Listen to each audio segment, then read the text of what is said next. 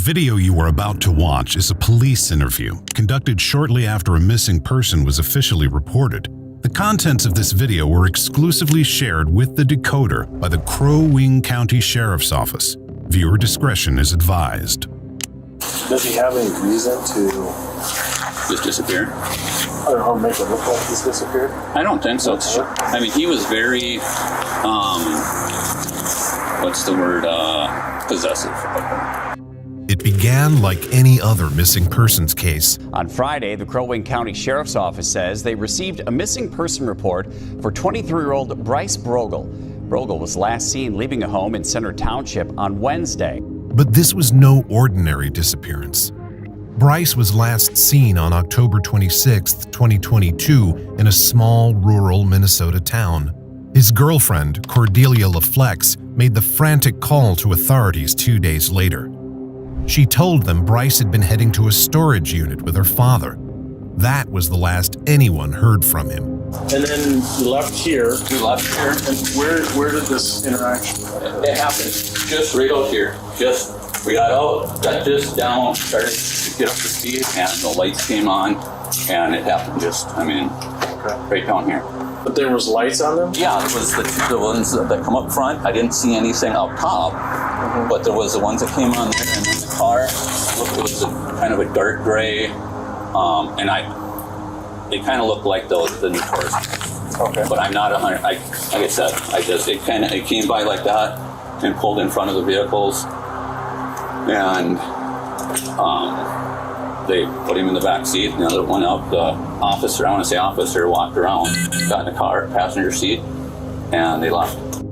As investigators dug deeper, they would discover a series of unsettling text messages from Cordelia to Bryce on the night he went missing. Messages filled with concern, confusion, and fear.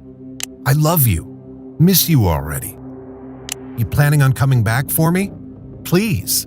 But Bryce never responded.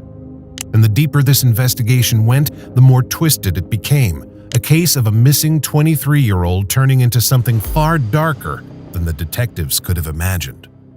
A storage unit, a sled, and a haunting discovery in the woods. Let's dive into the chilling story of Bryce Brogel's disappearance. It was October 26, 2022, when Cordelia's longtime boyfriend disappeared into thin air. It was a cold day in Center Township, with temperatures hovering just above freezing for most of the day. This lakeside region was sparsely populated and littered with resorts designed for urbanites to escape into nature. Now, with temperatures dropping, the tourists had gone home, and Cordelia, who lived in the same town as her father and her boyfriend and had just come home from a months-long trip, waited for Bryce to come home. He'd gone to a nearby storage complex with her father to drop off some of his belongings. Cordelia had been dating Bryce for 8 months, since February 2022, and they'd got back into town just that afternoon following a trip across the country. Bryce was familiar enough with her father, Michael, that they went off to the facility on their own. Cordelia stayed home and showered and texted Michael again, getting impatient.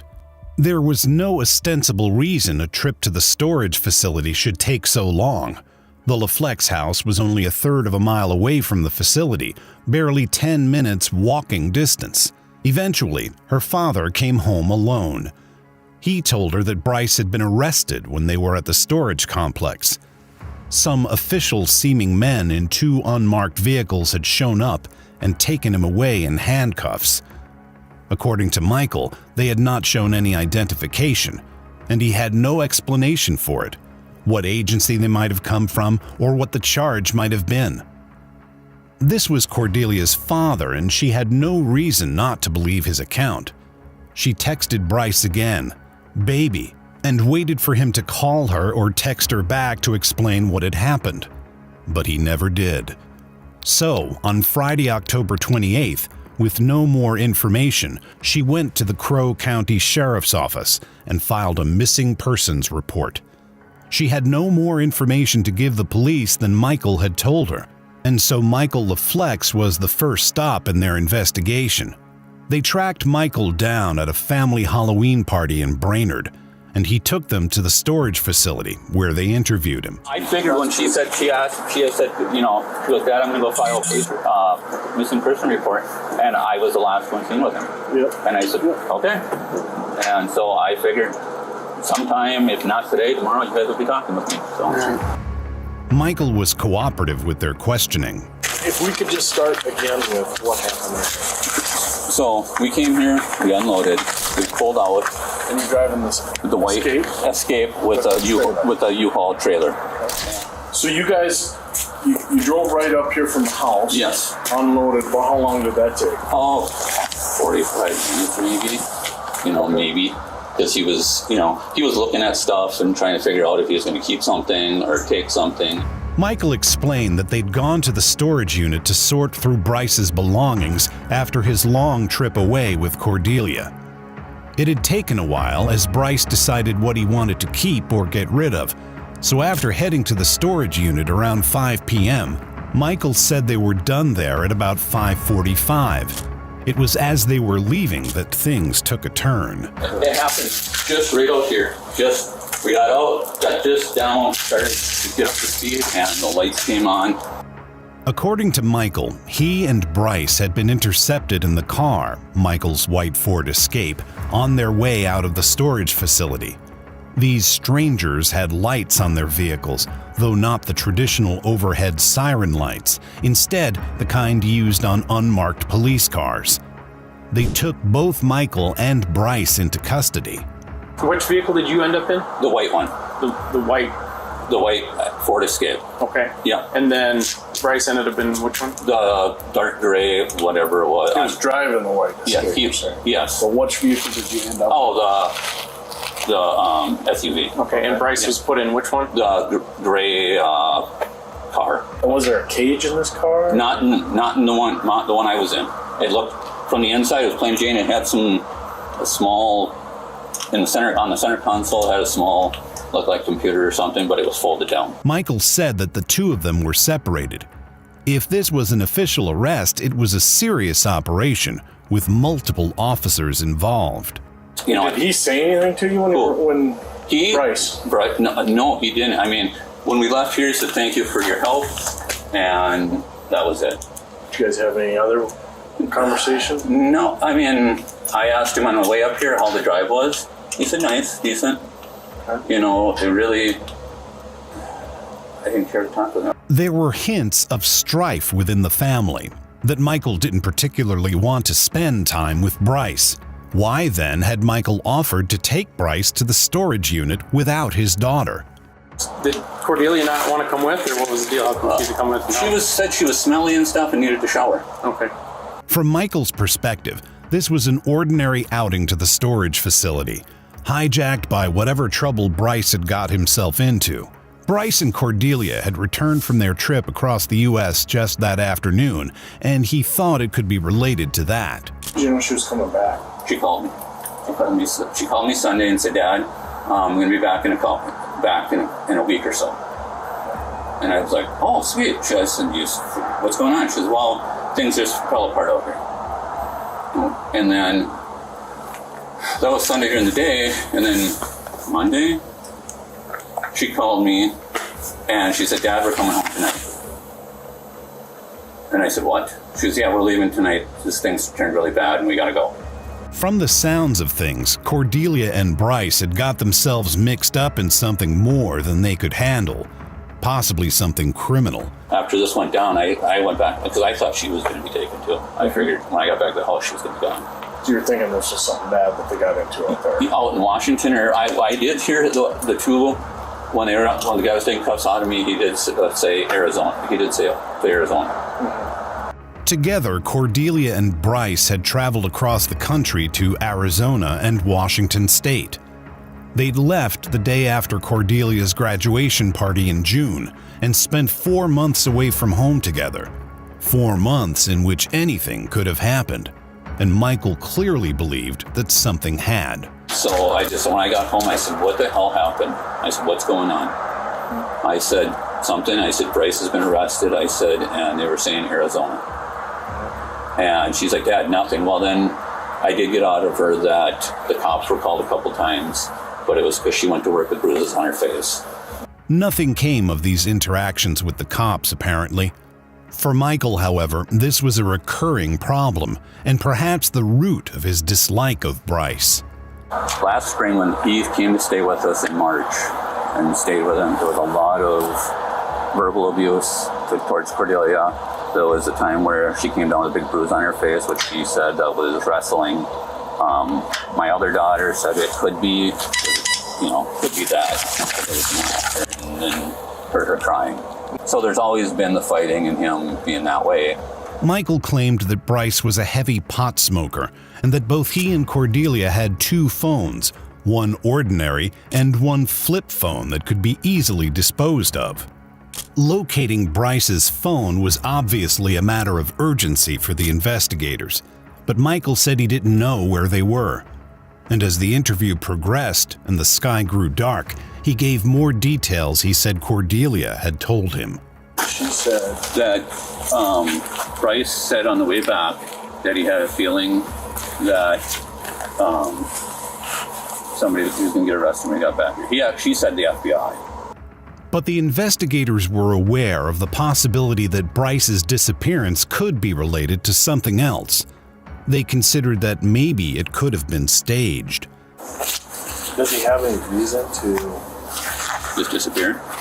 or make it look like he's disappeared? I don't think so. I don't think, no. I mean, she said they were going to be going back to Montana to work. And that they were, he was very, possessive of her. All her phones, or all her emails and everything went through his phone so he could watch who she was talking to. I think her Facebook, everything was going through his phone so he could screen everything. The investigators asked to look at Michael's phone so they could examine its location data and confirm where he'd been on Wednesday evening as the last person to see Bryce. I got home, we ran to Brainerd, I actually went and talked to my uncle. But Michael's wires were getting crossed. Only about 10 minutes after Michael had denied having Bryce's phone, the investigators asked him about it again. And you've never had his phone, never want in possession of it today? It was in the vehicle. Okay. I took it. I did take it. And I just wanted my daughter to get away from him. He said he'd thrown it into the trash at a gas station in Brainerd that evening. His reason for this highly suspicious behavior? He wanted to protect his daughter. I was scared, to tell you the truth. I was scared of the whole situation. And I wasn't sure. I was afraid, honestly, of somebody tracking it and coming after my daughter. A contradictory picture was emerging. On the one hand, there was the terrifying story of a couple pursued by law enforcement, Bonnie and Clyde style, all the way across the country. On the other, there was Michael's obvious dislike and suspicion of his daughter's boyfriend. To understand this complicated situation, we'll need to dive into what we know about Bryce and Cordelia's relationship and the LaFlex family dynamic. Bryce Brogel was born in Brainerd in September 1999. He just recently turned 23 while on his cross-country trip with Cordelia. And this was a trip that represented everything he loved, which was exploring out west and living an independent, back-to-basics life. His dream was to build a yurt in Alaska and create a self-sufficient farm. He and Cordelia met in February 2022 and bonded over their love of dogs and their similar goals of adventuring. Younger than Bryce, she graduated in June 2022, and that's when they took off across the country. Part of her drive to travel was an overbearing home life. She considered her parents to be helicopter parents who had boundary issues. Once, according to Cordelia, her parents had hired a private investigator to follow one of her previous boyfriends. Her mother had Huntington's disease, and her younger sibling, of whom she was very supportive, was transgender. Both of these things factored into a tense family environment at times, but according to Cordelia, it was her father, Michael, who was the most stressful presence in the house, though he seemed to be devoted to his family. He even had a tattoo that read "Daddy's Little Girls" with a stylized illustration of them with him in silhouette. Born in 1977, Michael was 45 and had grown up in Pequot Lakes, Minnesota, a suburb of Brainerd. His parents were divorced and his mother had remarried, having more children in the new relationship, which left Michael with younger half-siblings. He graduated from Pequot Lakes High School in 1996 and moved up into Center Township soon after that. He'd worked construction in the past and was now self-employed, working a variety of odd jobs in the neighborhood. This was not Michael's first run-in with the law. Early in 1999, at the age of 21, he pleaded guilty to criminal sexual conduct in the third degree and was sentenced to 5 years probation. In 2018, he pleaded guilty to another sex offense, this time fourth-degree criminal misconduct with an adult considered developmentally disabled and mentally impaired. Records suggest that initially this person refused to have sex with him, but eventually agreed when he insisted. As a result, he'd taken a polygraph test in the past. In fact, he'd taken 4. One of the things, I don't know that we're at that point in this investigation, is a polygraph test. Yeah. Okay? In Minnesota, polygraph tests can't be used against you. So if you take it and you fail, it's not like we can say, you failed. Yeah. Okay? But if you take it and you pass, it's just one more thing and we're like, all right, just clear. Yeah. So that's a tool that's out there. We have it available to us. It would be, I would explain the whole test to you. I've taken them before. Okay. Yeah, actually past 4 you had to take them. Yep. Yeah. So you understand how they work. Yeah. But that was a very different type of crime from the one that might have been committed here. Bryce Brogel had been missing for 2 days, and Michael's story was suspicious. And he even told them he'd threatened Bryce before. I just said, if I ever see another bruise on her, I said I won't be having words with you. But he seemed to anticipate this line of questioning. Doing something to him wouldn't change my daughter in that way. She's got to come to the conclusion that I don't want this anymore if she's being abused. And as much as it hurts and hard, I got to let her make that decision. I mean, I can't, Sometimes it's not even doing something. I have daughters myself, and just a little bit you told me. Yeah. I can tell this is torn you off. Yeah. Her being away with him, him controlling her. You never know when you're going to see her or hear from her again. Yeah. I can't imagine what I would do. Yeah. No, and it might be just something as far as I'm going to scare the living shit out of this kid and keep him away from my daughter. Talking to the investigators outside the storage unit, he always used the past tense to refer to Bryce. He wouldn't stop. He's the type that he thinks he's overly smart. He always bragged about when he took tests, he scored off the charts. And I just told him that usually people that talk like that are dumb. But that was what he was. And I've I'm in counseling. And talked to her, and it's the same thing. I realized that I've got to let her do it. No, I thought it was my phone. I was okay. No, my phone. So, yeah. Well, like I say, I'm a dad. No, yeah. I understand. I mean, from what you're describing. Yeah. I have another daughter to watch out for and take care of. And I'm not going to put that in jeopardy. I'm not going to put going to prison in jeopardy, being away from my family, my girls. Yep. And that's not worth it. And again, it'd mean more to me to see my daughter say, I don't want you anymore. I want to be done with you because you hurt me. And then if he won't leave her alone, do it through the proper channels of a restraining order. Or if he's beating her, go through the proper channels and get him arrested. And that's how I want to beat him. I want to beat him with this versus these. Or have somebody else beat him. I'm not. So.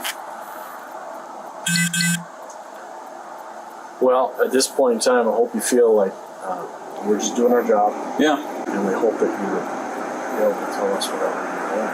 I have told you everything that I know and Is there any surprises when you get more of the phone data back from either your phone, his phone? shouldn't be.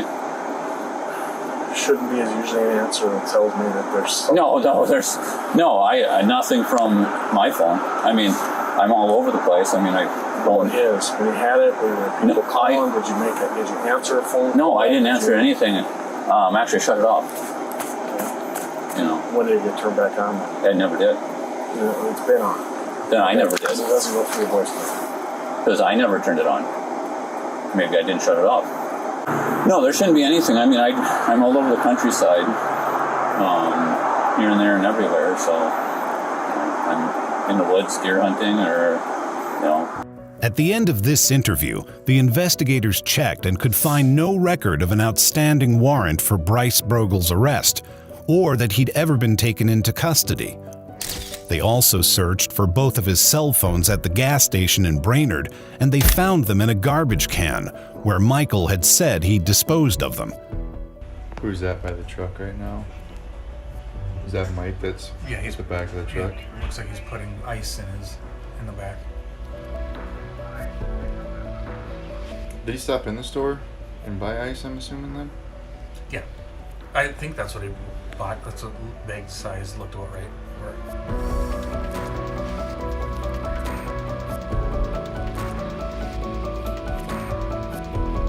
When they examined the data on Michael's own phone, they found that he'd left home at 4:45 a.m. on October 27th, the day after Bryce went missing, and went back to his storage unit.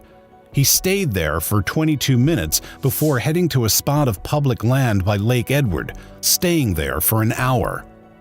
It was becoming increasingly clear that the storage unit was the scene of a crime. On October 29th, the police executed a search warrant on it. On the unit's concrete floor, they found a bottle of bleach that held traces of both Bryce and Michael's DNA, the remains of a substance that tested positive for blood, and marks consistent with something heavy being dragged on a sled. And on October 30th, they followed the evidence of Michael's cell phone location data to the spot near Lake Edward. In the middle of the woods, it was far from civilization, not a place that could easily be stumbled upon.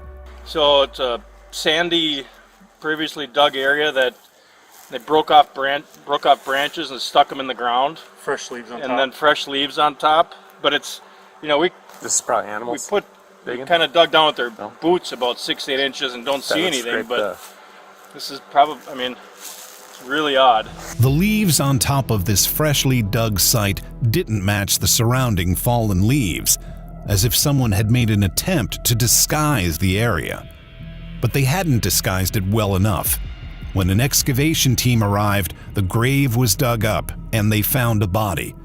It was the body of Bryce Brogel, and he'd been shot in the back of the head. Michael LaFlex was undeniably implicated in this murder now that the body had been discovered. But this wasn't a surprise to law enforcement, because 2 days earlier, his 2 half-siblings had gone to the police to tell them that Michael had confessed. When Michael got back from speaking with the investigators at the storage unit on October 28th, he talked to his sister, Jen Baker, whose party he'd been at earlier that evening. He asked to borrow her car, as he said he was concerned the police would follow his truck. When she asked him why, he told her he needed to bury Bryce's body. He confessed to shooting Bryce in the back of the head. He told her not to worry because they'd never find the body. He told her he'd used a sled to move it as it was too heavy to move by hand, and he took a bag of leaves she had by the garage to cover it up once he'd buried it. This sled was later found in a ditch on the way to the storage unit, covered with a blanket. It had a dried red-brown substance on it. When Michael was gone, Jen called her brother, Michael's half-brother, Patrick, and told him what Michael had told her. Patrick was a night shift clerk in Pequot Lakes, and the local police interacted with him often. He had a bond of trust with them, and so when Jen told him this chilling revelation, he went to the police, asking that he remain anonymous. It was common knowledge in their family, apparently, that Michael believed Bryce was abusing Cordelia. But everything he'd said to the investigators, that Cordelia needed to make her own choices and could only realize that Bryce was toxic on her own, had been a lie. Michael was arrested for the killing. In November 2022, he was arraigned on a charge of second-degree murder without premeditation. He had shot Bryce in the back of the head from a distance in the storage unit, and then moved his body on a sled to the spot in the woods after cleaning the storage unit. He buried the body and ineffectually covered up the dig site. But as the investigation moved forward, another witness emerged: Bryce and Cordelia's landlord in Washington State. The landlord said that Michael had called him and asked if Bryce had hurt his daughter. When the landlord told him that he'd seen Cordelia with 2 black eyes, Michael said that he was going to kill Bryce and that he had already had the hole dug. When pressed, Michael's half-brother corroborated this. Michael had told him the same thing. This aligned with other details of the case. Michael stored his firearms at his half-sister Jen's house. On October 26th, just hours before Cordelia and Bryce arrived back home in Minnesota, Michael had collected one of his guns, saying he needed it to kill a rodent at a job site where he was working.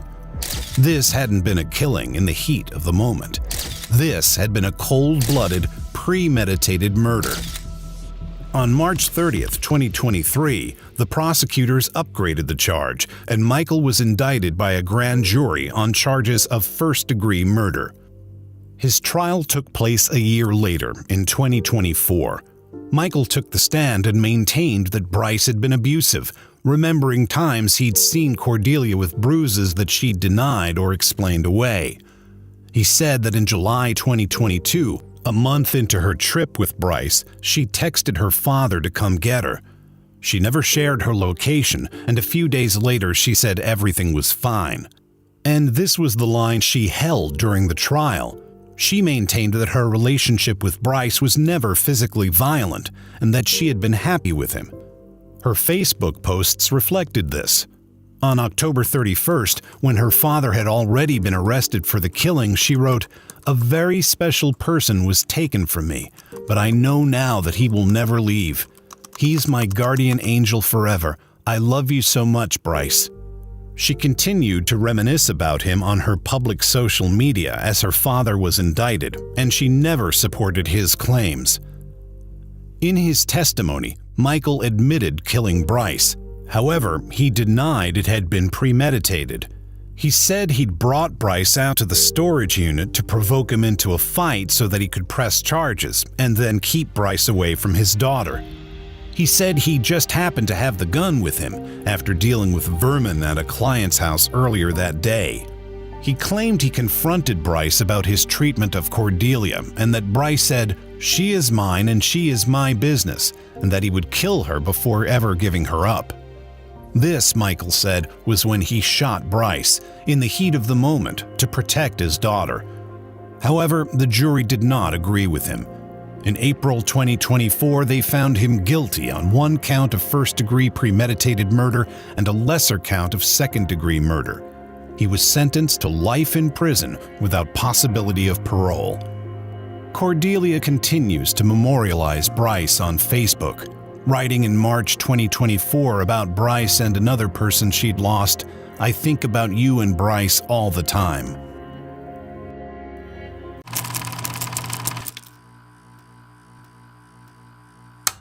On March 12, 2023, police in Vancouver, Washington received a call from a worried grandmother. Her daughter and granddaughter, 27 and 6 years old, had gone missing. Miche was a single mother, and her daughter Layla was her whole world. There was no obvious reason for them to abscond without telling their family members. Something darker was at play. It's been since last Sunday since anybody heard, seen, or talked to my daughter and granddaughter. I'm missing a whole part of me. It's my sister and that's my niece. We don't know where they're at. One of the last people to see Miche Melendez alive was this man, Kirkland Warren. He was Miché's ex-boyfriend, and they'd had a tumultuous relationship. But Kirkland said they were working things out, or they had been, when Miché and her daughter disappeared. A young mother and a vulnerable child. It was imperative that the police find these two missing persons as soon as possible. But soon enough, their investigations would reveal a twisted history and a murder that would leave Vancouver scarred for generations to come. I don't come here with all questions. I do have some answers. What do you think my answers are? Let's uncover those answers here on The Decoder, where we'll dive into exclusive interview and body cam footage to tell the terrible story of what happened to Miché Melendez. Vancouver, Washington is one of the state's most populous cities. On the border with Oregon and close to the West Coast, it has a violent crime rate of 6.32 per 1,000 residents. This is higher than the state average, and made it even more concerning when Miché Melendez and her daughter went missing in March 2023. 27-year-old Miché was last seen with her daughter Layla by a friend in a burgundy Dodge Charger on the morning of March 12th. The driver of this car was Kirkland Warren, her ex-boyfriend. It seemed likely that he had been the last person to see Miché alive. March 22nd, 2023. What seemed like an ordinary day in a prison in Vancouver, but for this detective, waiting at the chess table to conduct an interview, it was the most important day in this case. He'd been tasked with finding missing Miché and Layla. He could only hope he'd ask all the right questions. I guess first of all, how are you holding up? As I can. As you can, okay. Because we're here in a jail, I'm gonna read your Miranda rights. So, I'm a missing persons detective, okay? I also do a few other things like cell phones and computers. I'm a bit of a geek, but part of me being a geek is I also have to do missing persons.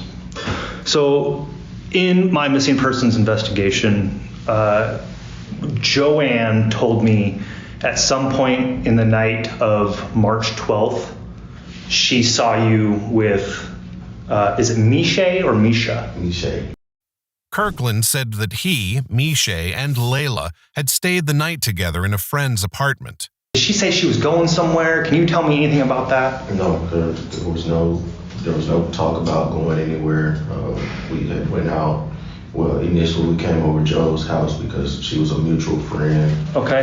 We just came over there to, this is really my girlfriend, so.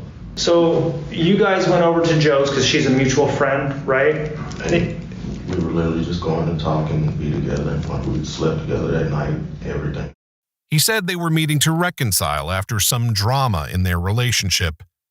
According to him, everything went well that night, and they left Joe's house in the morning as planned. Joe says that she saw, at some point in the night, you and Miché left, you guys came back, and then you and left the apartment with Miché, who apparently was out in your car. What kind of car do you drive? Charger. The Dodge Charger, right? Yeah. And then where did you guys go after that? It wasn't nighttime then, it was the morning time. We didn't go anywhere. Miché had parked the car down the street. We went down the street and took her to the car. Oh, okay. And that was it. Kirkland told the investigator that Miché had left her car further down the street and that he drove her and her daughter over to it. He let them out and they drove away. This, according to him, was the last time he ever saw the pair alive. Miché and Layla were reported missing on March 18th, 6 days later. Miché was an independent woman with her own life, but she wouldn't do something reckless like disappear without telling her family. She took good care of her daughter, who often appeared in her TikTok videos, doing dances with her mom. Layla, though only 6, was doing well in school and had a promising life ahead of her. Miché once said, "I don't know how I got blessed with such an amazing daughter. She was beloved by her mom and her mom's entire family, including Miché's mother, Layla's grandmother. When her mom didn't hear from her all week, she called the police." The Vancouver Police Department conducted a welfare check on Miché's apartment. and found no sign of Miche and Layla. But the next day, Miche's mom, desperately searching for her daughter and granddaughter, discovered Miche's car. It was abandoned in the Van Mall neighborhood, the same neighborhood where she and Layla had stayed with Kirkland on the night of the 11th. Kirkland said he'd tried to contact her that same day. And then I tried contacting her later on that day because she had left her purse. And then I'm sorry, she left her purse? She left her purse. Okay, so she left her purse in your car? Yeah. Okay. But literally after that, Joe, even then, I had tried to, I didn't call her on a regular phone.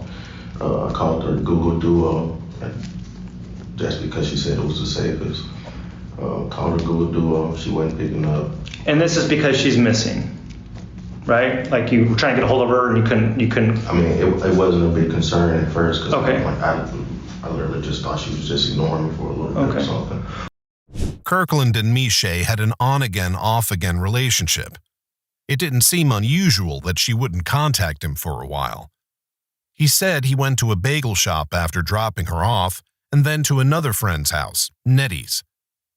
Her absence didn't concern him until she was reported missing nearly a week later. So where do you think they're at? I don't know. You don't know? Okay. Is there any history of them running off? Not that I know of. No. Okay, so when you went over to Nettie's, what did you and Nettie do? We just hung out, ate a bagel, and just watched TV. Did you buy her a bagel too? Yeah. Is she like a girlfriend? No. No, she's just a friend. Miche is my girlfriend. Miche is my girlfriend. But me and my wife are in the process of being separated. Kirkland grew up in Pine Bluff, Arkansas. He was the son of a municipal judge who resigned in 2009 following allegations of misconduct, including second-degree forgery, abuse of office, and attempted theft of property.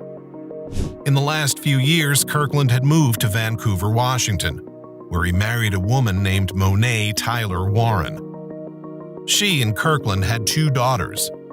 Aged 26 in the spring of 2023, she worked at a bank in Portland. But she'd recently been accused of stealing money from customer accounts and transferring it to others. The theft amounted to nearly $25,000. This wasn't a random, unconnected incident. On November 21st, 2022, Monet's credentials were used to alter account information at the credit union in order to steal, and $20,000 was transferred into an account under Miche Melendez's name. Miche was also seen on surveillance footage opening an account at the credit union that same month and exiting Monet's car. The 2 women knew each other and may have been tangled up in a criminal scheme together. This made sense with Miche's social media presence. She was an active TikTok user until her last post on December 20th, 2022. Right around the time of the thefts from the credit union, she began to go dark online, perhaps trying to minimize her exposure in case of an investigation. In both of her last posts, she could be seen with Kirkland. But what was Miche and Monet's connection? How had they developed the scheme if they were indeed both involved? The only thing the 2 women had in common was one man, Kirkland Warren. And Monet blamed Kirkland when she was questioned by police. She said she'd been changing the account information on behalf of her husband, who'd asked her to help him steal money. He said he was divorcing Monet, but his relationship with her wasn't just turbulent, it was criminal. And this went for his relationship with Miche, too. They'd been staying at their friend's apartment instead of one of their own for a specific reason, a restraining order. You guys were going to stay, how long have you guys been staying there? Literally the first night. Okay, gotcha. Because we, like I said, wasn't trying to violate or get caught violating. Understood.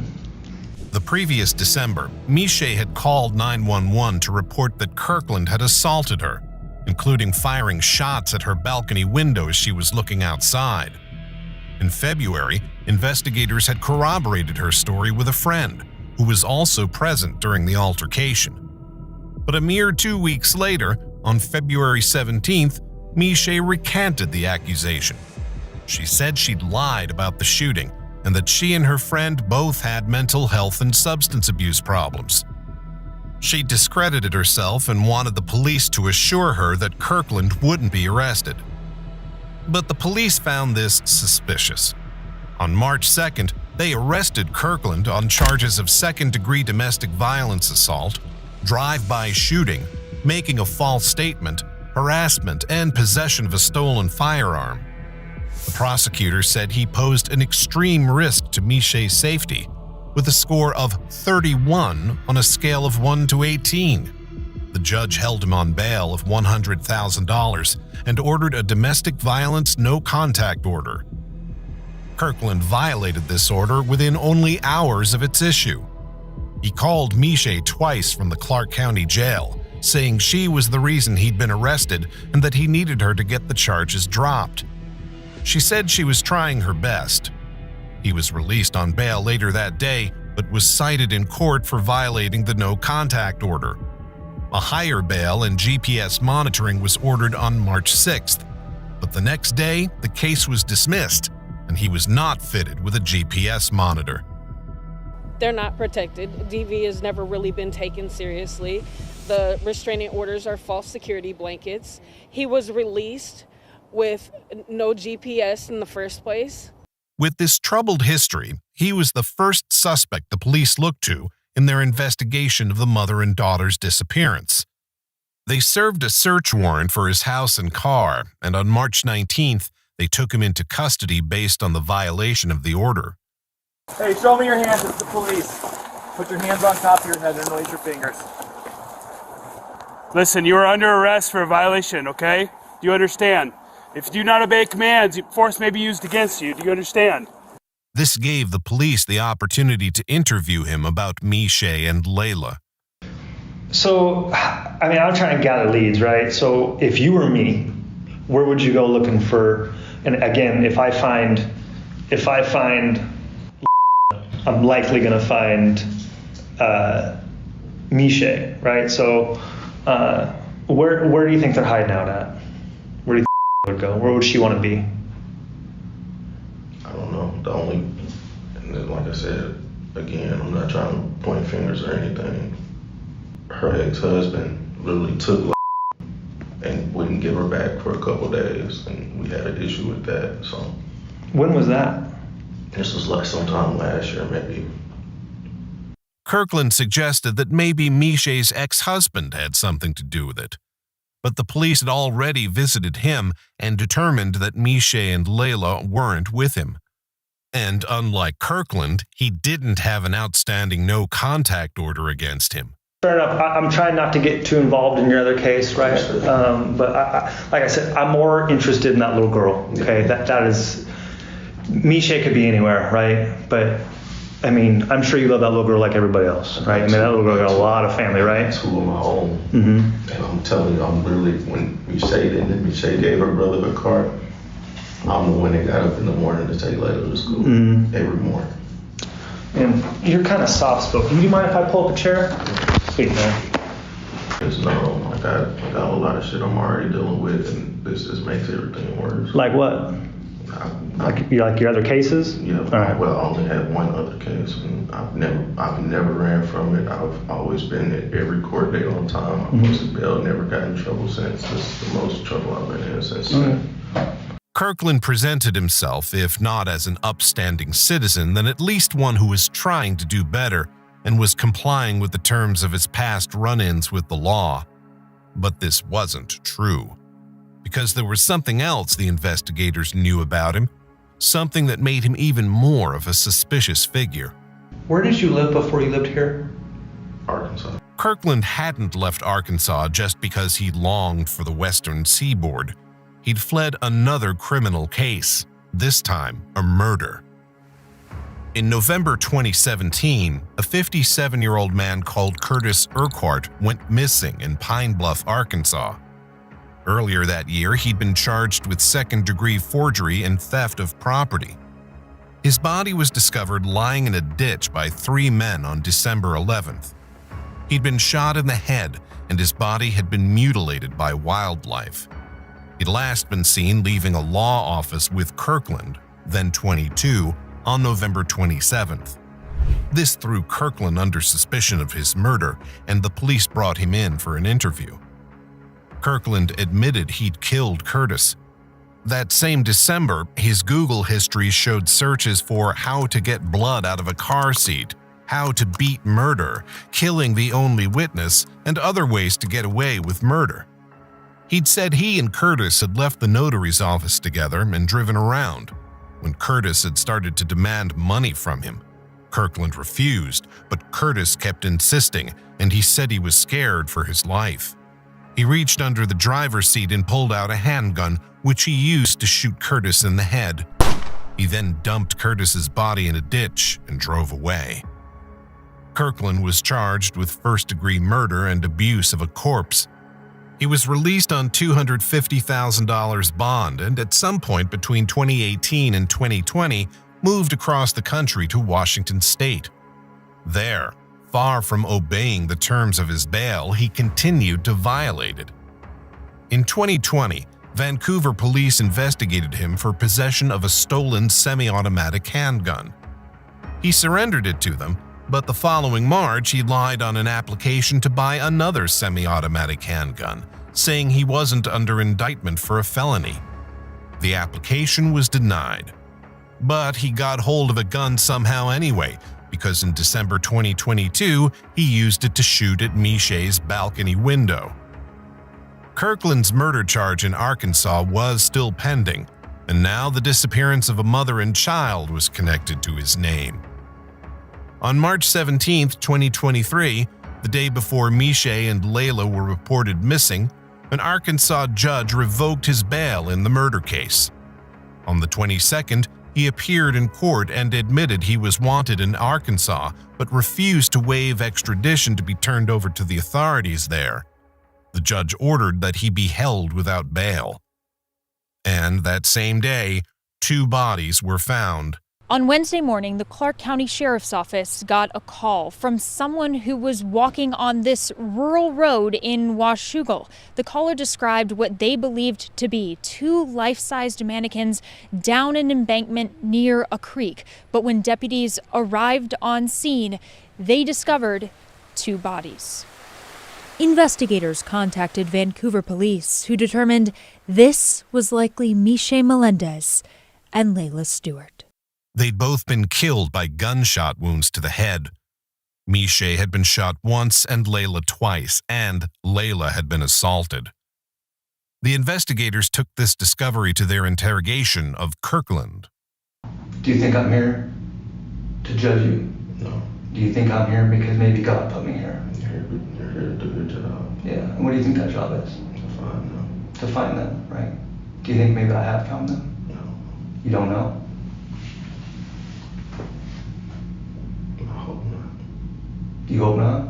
I hope not in the way you think. I hope not in the way that I think you're about to say. What do you think I'm about to say? Kirkland? Just tell me they're okay. I can't tell you that. That's all I need to hear. Just tell What do me you they're think? okay. Where do you think they are? I don't know. Kirkland, I'm here to ask about what actually happened. And I wouldn't be here having this conversation with you if I didn't think that maybe you'd want to talk about it. I didn't do anything. You didn't do anything? No, sir. So what did happen? I don't know. I don't know where they are. You don't know where they are? I've been calling and calling. I get it. Do you think that maybe that might be some denial? No, sir. Kirkland?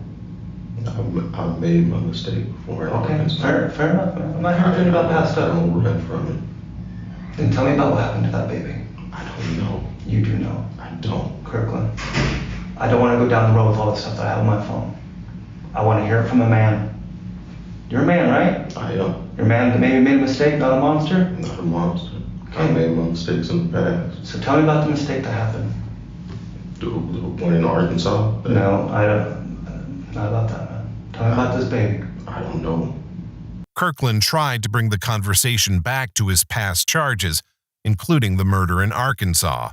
But he'd already confessed to that, This was something new, and it displayed eerily similar hallmarks to the killing of Curtis Urquhart.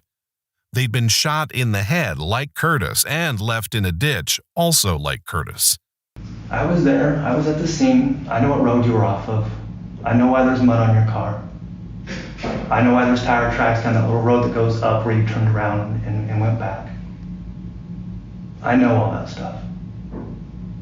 I don't need to know if you did it. Everyone wants to know why. And I think a man like you would at least give people the peace of mind of to at least know why. I didn't do anything. The investigator urged him to confess, but he refused. But this is your opportunity to at least tell your family why. Done talking. I told you I didn't know anything. We can go with an attorney from there. He asked for his attorney. But even without a confession, the evidence was mounting that he'd had something to do with Miche and Layla's murders. On March 13th and 15th, he texted a friend asking if she knew of secluded local areas like woods or a place where he could bury a gun. On the 15th, he also transferred $4,200 from Miche's bank account to his own using her phone. He texted another friend on March 18th saying, "I need to get rid of this stolo," which is slang for a stolen car. It was possible he was referring to the Charger that Miche and Layla had last been seen in. On a search of this car, the police discovered shell casings, a large blue tarp, and both Miche and Layla's blood. It seemed certain that they'd been killed in his car. They talked to the friend that Miche and Kirkland had been staying with on the night of the 11th. This friend, Joe, said that they'd both left the house at about 5 a.m. March 12th, saying they were going out to make some money. Kirkland came back in his car at about 8 a.m., blasting loud music with Miche in the passenger seat. She was naked from the waist down and seemed to be passed out. Joe reached into the car to turn the music down, and Kirkland shouted at her to close the car door. But she didn't suspect something was amiss. Fatefully, she handed Layla and Layla's kitten Rocky over to Kirkland, and Kirkland drove off. Kirkland often took Layla to school, and she trusted him like a father. When she got into his car that morning, she would have no idea what was coming, and no idea that her mom was already dead in the front seat. Her life had so much promise as a 6-year-old child, and it was cruelly snatched away. And Layla had a little kitten named Rocky. That night, pictures of her, she had a kitten on her shirt. She loved cats. And when Joanna Cardinal put her in the defendant's car, she had Rocky with her. And it's our hope that Rocky was the last thing that she saw at the time in which she passed this earth. The loss of Layla has left a void in my heart that can never be filled. Every day, I wake up with the pain, knowing that my little girl will never grow up. Our family has been torn apart by grief and the endless questions that haunt us every day. Why? He a 7-year-old and then shot her and killed her. You have judges that let him out, should never have let him out. You have a district attorney who gave him bail. Why would you give somebody bail who has this kind of a history? With all the evidence mounting, Kirkland had to change his story. He then claimed that he'd given Miche a pistol to use to protect herself in her line of work, about which he was vague. He said that on that fateful morning they'd been arguing in the car about his second cell phone, and she'd fumbled with her gun during the conversation. She'd accidentally shot her daughter twice and then herself. This was what he claimed. But why try to hide the bodies? And it would be some coincidence with the facts of the case so closely resembling the 2017 murder of Curtis Urquhart. Ultimately, Kirkland Warren had no choice but to plead guilty. He admitted to the murders of Layla and Miche, and he entered an Alford plea to a charge of assaulting Layla. This plea allowed him to maintain his innocence, but functioned as a guilty plea in sentencing. For these crimes, he was sentenced to life in prison.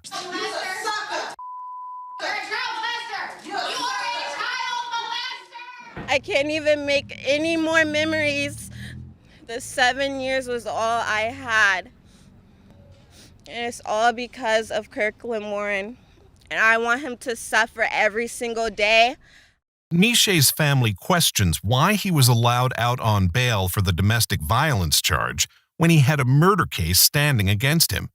The trouble is when we have a legal system with district attorneys and judges, they are horribly undertrained in domestic violence. They know laws, but they don't know a perpetrator, they don't know the characteristics of a perpetrator, and they don't know what they do to a victim. He also pleaded guilty to Curtis's murder. His sentence for this 7-year-old crime will run concurrently with the life sentence handed down for the killing of Layla and Miché. And though Arkansas is a death penalty state, that punishment has been taken off the table. It was abolished in Washington state in 2023. The motive for the murders remains unknown, though his interference in Miché's accounts and his theft scheme involving his wife Monet suggest it was potentially financial. Monet pleaded guilty to 2 counts of first-degree theft and 2 counts of attempted identity theft and was sentenced to 2 years probation. Kirkland Warren now begins his life sentence. But the Clark County community is angry, and Miché and Layla's family won't ever move on.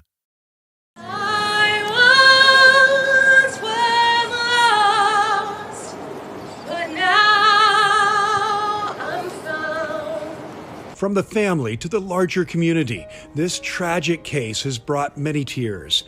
At a vigil at Vancouver's Esther Short Park the weekend after Miché and Layla's bodies were found, hundreds came out to remember and honor them, including Layla's classmates. We really want to honor the family and make sure they get lots of support for that Layla and her mom is gone.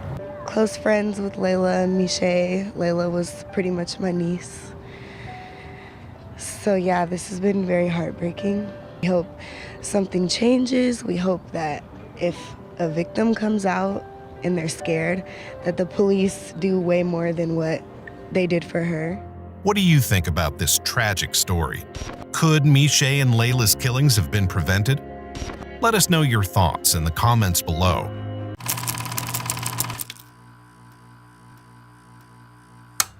June 20th, 2019. A worried father calls the Salt Lake City Police Department from his home in California. Yeah, I'd like to get, if possible, have a wellness check done on my daughter. I've been trying to get a hold of her all week. I was just wondering if I could have somebody maybe go by her house and check on her. Mackenzie Lewick, a 23-year-old college student, had just returned to Salt Lake City after spending a week at home for a family funeral. Her last text to her mother was simple: "Landed. Love you, Mama." There was no hint that it might be her final message. When her parents dropped her off at the airport, they expected to see her again when the semester ended. But Mackenzie never made it home after her late-night flight, and as days passed without contact, their worst fears began to unfold. Last time we heard from her, she got off the plane coming back from LA. It was 1 a.m. She was going to grab an Uber and go home, but that's the last I heard from her. So 1 a.m. this morning? No, 1 a.m. Monday morning. So we've been trying to get a hold of her all week. Usually it's unlike her to return a call, but it goes straight to voicemails. Mackenzie, a dedicated student, was now missing. The investigation that followed would unravel a chilling mystery. CCTV footage, phone records, and police interrogations revealing the brutal fate that she met in the early hours of June 17th. Join us at The Decoder as we trace the timeline of Mackenzie Lewick's final moments and uncover the truth behind her tragic disappearance. This case takes us to Salt Lake City, the capital of Utah. With a violent crime rate of 9.79 per 1,000 residents, Salt Lake City has a crime rate higher than that of Mackenzie's native Los Angeles by 1 in 1,000. But no one expects that 1 in 1,000 to make a difference, and no one expects to be that one. Mackenzie was in Salt Lake City to finish her studies at the University of Utah, just 2 semesters away from earning her degree. Living with 2 roommates, her life seemed typical for a college student. But after a flight back from California, where she attended the funeral of her grandmother, her communication stopped cold. Her parents, Diane and Greg Lewick, had grown increasingly anxious after their last message from Mackenzie. Diane didn't see the text until she woke up the next morning, and when she responded, she noticed something strange. Her reply wasn't delivered through iMessage. It had gone through as a regular SMS. Mackenzie's phone was offline. At first, the Lewicks brushed it off, but as time stretched on and their calls continued going straight to voicemail, worry crept in. Please record your message. By June 20th, after hearing from none of Mackenzie's friends or roommates, her parents decided to act. And does anyone have a key? I don't know. The landlord may. I don't know of anybody that would be there besides the roommates that would have a key. You know what? I take that back. She said she dropped one behind the mailbox, but she could never get it out. So there may be one back there. Somebody can fish it out, but I don't know if she ever got it out or not. The police's first step was to carry out a wellness check at Mackenzie's address in Salt Lake City, on the assumption that she'd made it back there from the airport. You know where your landlord lives? Does he live on the premises, or how we can get a hold of him to maybe get a key or something like that if we need it? Yes, the key to the apartment so that we might be able to go in there just in case she is in there injured or something like that. They tried to contact the landlord, but received no reply. I don't think University of Utah is going to give us any information. Like, we could probably call up there and see if she's supposed to be in a class. Yeah, she's enrolled. They could go check her classes to see if she's there, but this is her car. And landlord's not answering his phone, so I just left him a message. Eventually, one of Mackenzie's roommates let them into the house. He said that Mackenzie had asked him to take care of her cat while she was in California, and that she'd said she was returning to Salt Lake City that week, but he didn't know exactly when. On a search of the property, the police didn't find the suitcase Mackenzie had traveled with. Her car was still in the driveway, and there were no signs of foul play. The implication was clear. She'd never made it home. There were other concerning signs. She hadn't been seen in class all week, and she was due to submit an online midterm exam by midnight that night, June 20th, and she hadn't yet logged into the portal. Alongside school, Mackenzie worked at a biological testing company, and her colleagues there couldn't confirm that she'd turned up to work since going to California. The police also reviewed surveillance footage from the airport at the time her flight was scheduled to land, 1:35 in the morning. She was listed on the manifest, meaning that she had indeed gotten on the flight as planned, which aligned with her text to her mom upon landing. And the police managed to pick her out on CCTV leaving the airport and getting into a Lyft car at 2:40 a.m. Meanwhile, Greg was doing his own investigation into his daughter's life, looking for any clues as to her whereabouts. Mackenzie shared her bank accounts with her parents, and upon looking into them, Greg found an unusual transaction dated June 10th in the amount of $300. And lately, she hadn't been asking her parents to assist her with tuition payments or rent, and she'd recently bought new furniture. Greg didn't know where this money came from, if it was just her earnings from the biological testing company job, or if it came from somewhere else. Mackenzie's brother knew that she had been seeing men through the Tinder app, and that she might have a boyfriend who lived in Park City, but he didn't know this possible boyfriend's name. Nonetheless, it was a lead. One of her sorority sisters also corroborated that she'd been seeing men through Tinder and said Mackenzie had confessed a desire to become a stripper. I think she was trying to almost gain confidence and security in herself. I think she realized she was really shy and she wanted to be more outgoing and meet people. Greg contacted AT&T to look into Mackenzie's phone records.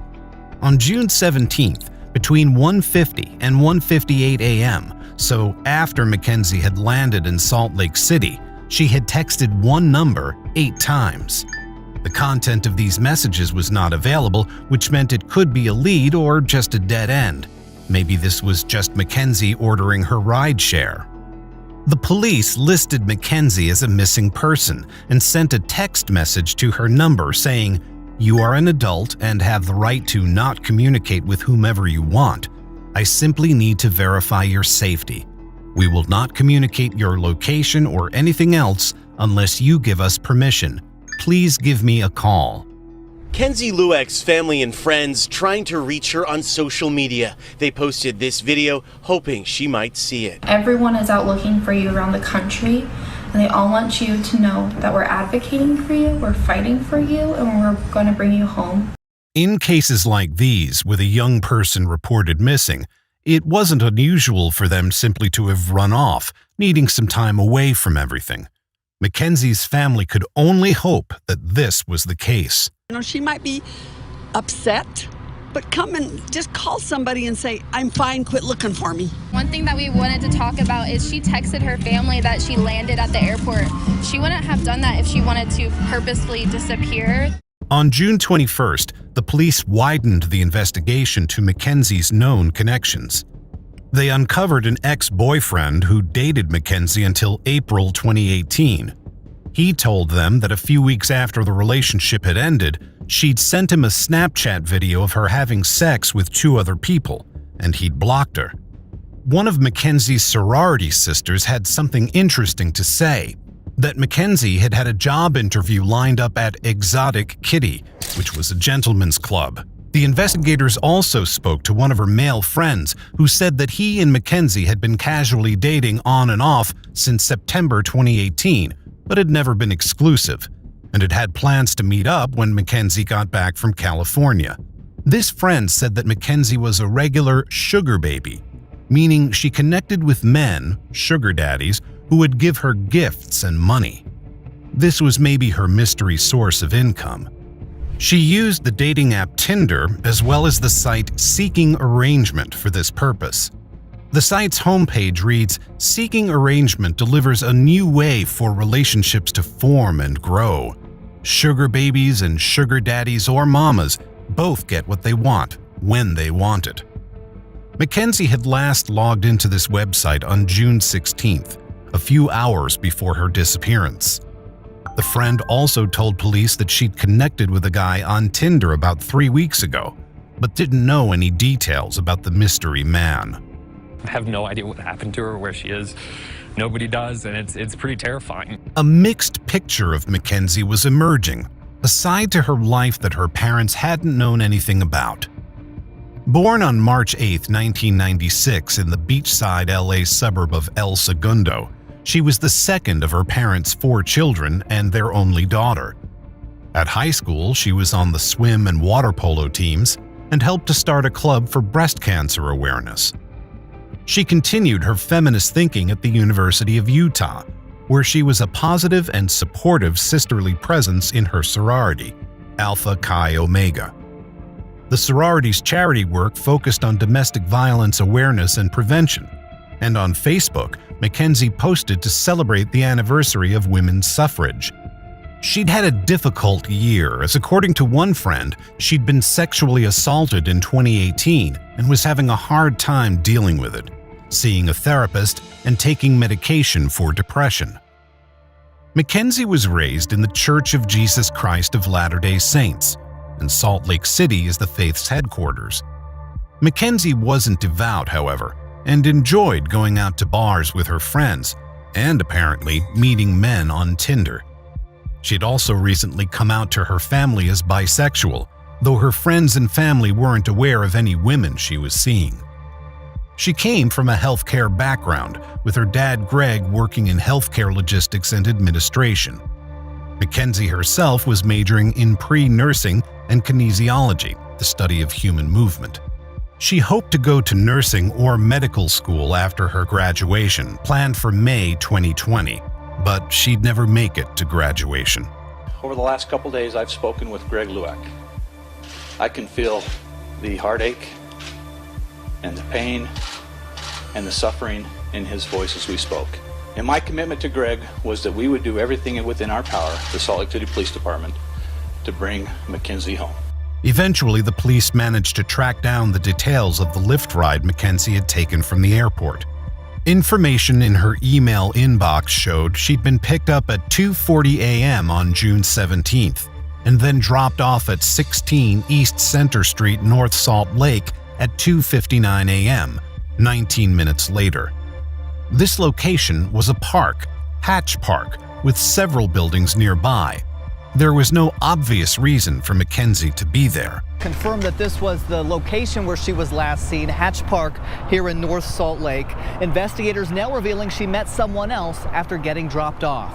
Detectives have spoken with the Lyft driver and learned that Mackenzie was met at Hatch Park by an individual in a vehicle. Mackenzie did not appear to be in any type of distress. On the 25th, we learned about a disturbing problem with the cameras at Hatch Park in North Salt Lake, which could have filmed Mackenzie getting in that car the morning of June 17th. Hatch Park doesn't have any cameras. We have some dummy cameras. Meanwhile, the police had opened a tip line, and it was flooded with information. People reported sightings of Mackenzie in the company of various men, including one on June 21st in a liquor store. The witness claimed to have seen her buying alcohol with a white man and described her as wearing a white shirt with jeans and having a tattoo on her arms above each elbow, one with words and the other with an arrow. Mackenzie did indeed have tattoos, but not these tattoos. Rather, she had a tattoo of a star on her back. These false sightings muddied the waters and made it difficult to determine when the last sighting of Mackenzie actually was. Had she been wandering around Salt Lake City all week? Or was that fateful Lyft ride to the park in North Salt Lake the last moment before something terrible? The only one who could meaningfully answer this question was the Lyft driver. Lyft's privacy policies meant that investigators had to get a search warrant to access Mackenzie's account details, and by the time they spoke to the person who had driven her that fateful night, it was June 22nd, and she had been officially missing for 2 days. When they questioned the driver, he said he dropped Mackenzie as planned at the park in North Salt Lake, where she'd been picked up by a friend in a car that looked like a Subaru. I remember I was actually going to turn off my my app and go home, but right then I got another order to go pick somebody up downtown. So I just went to go pick up that person. They seemed to know each other really well, because I think all I heard was, "How are you doing? How are your trip?" Just kind of basic greetings. The situation seemed very safe. She obviously knew the person that she was getting into the car with. None of Mackenzie's friends had come forward to say they'd picked her up that night, though her status as missing was widely reported. Her other friends were speaking on the news. Where could she have gone? Her car has not been moved. Things are adding up. Meanwhile, time since Mackenzie's disappearance was stretching on. She'd been booked on a flight back to LA on June 23rd for a family wedding, and the police met the plane to determine if she was on it, but she wasn't. And when her bank records were produced under subpoena, they discovered she hadn't made any transactions since the Lyft payment in the early hours of June 17th. So whatever had happened to her had likely happened that very same night, possibly at Hatch Park. The investigators set up a geofence for the area of Hatch Park in the early hours of June 17th, which registered 6 devices entering that vicinity in the time frame.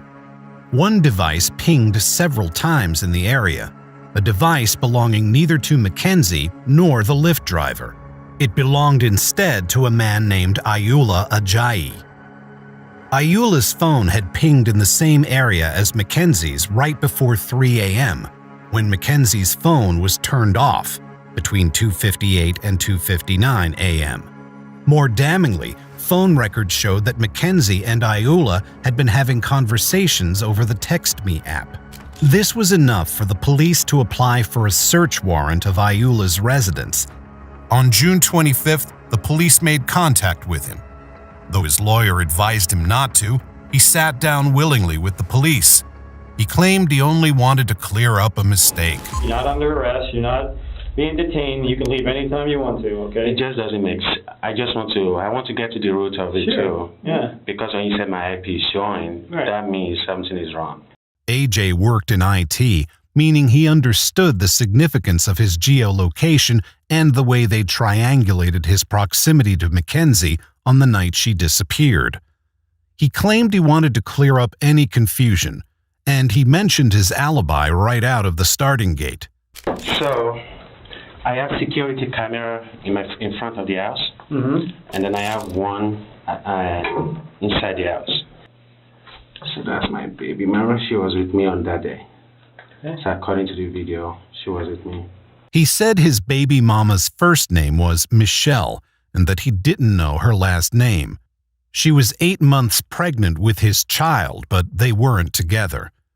AJ seemed to feel guilt, however, about using the seeking arrangement site.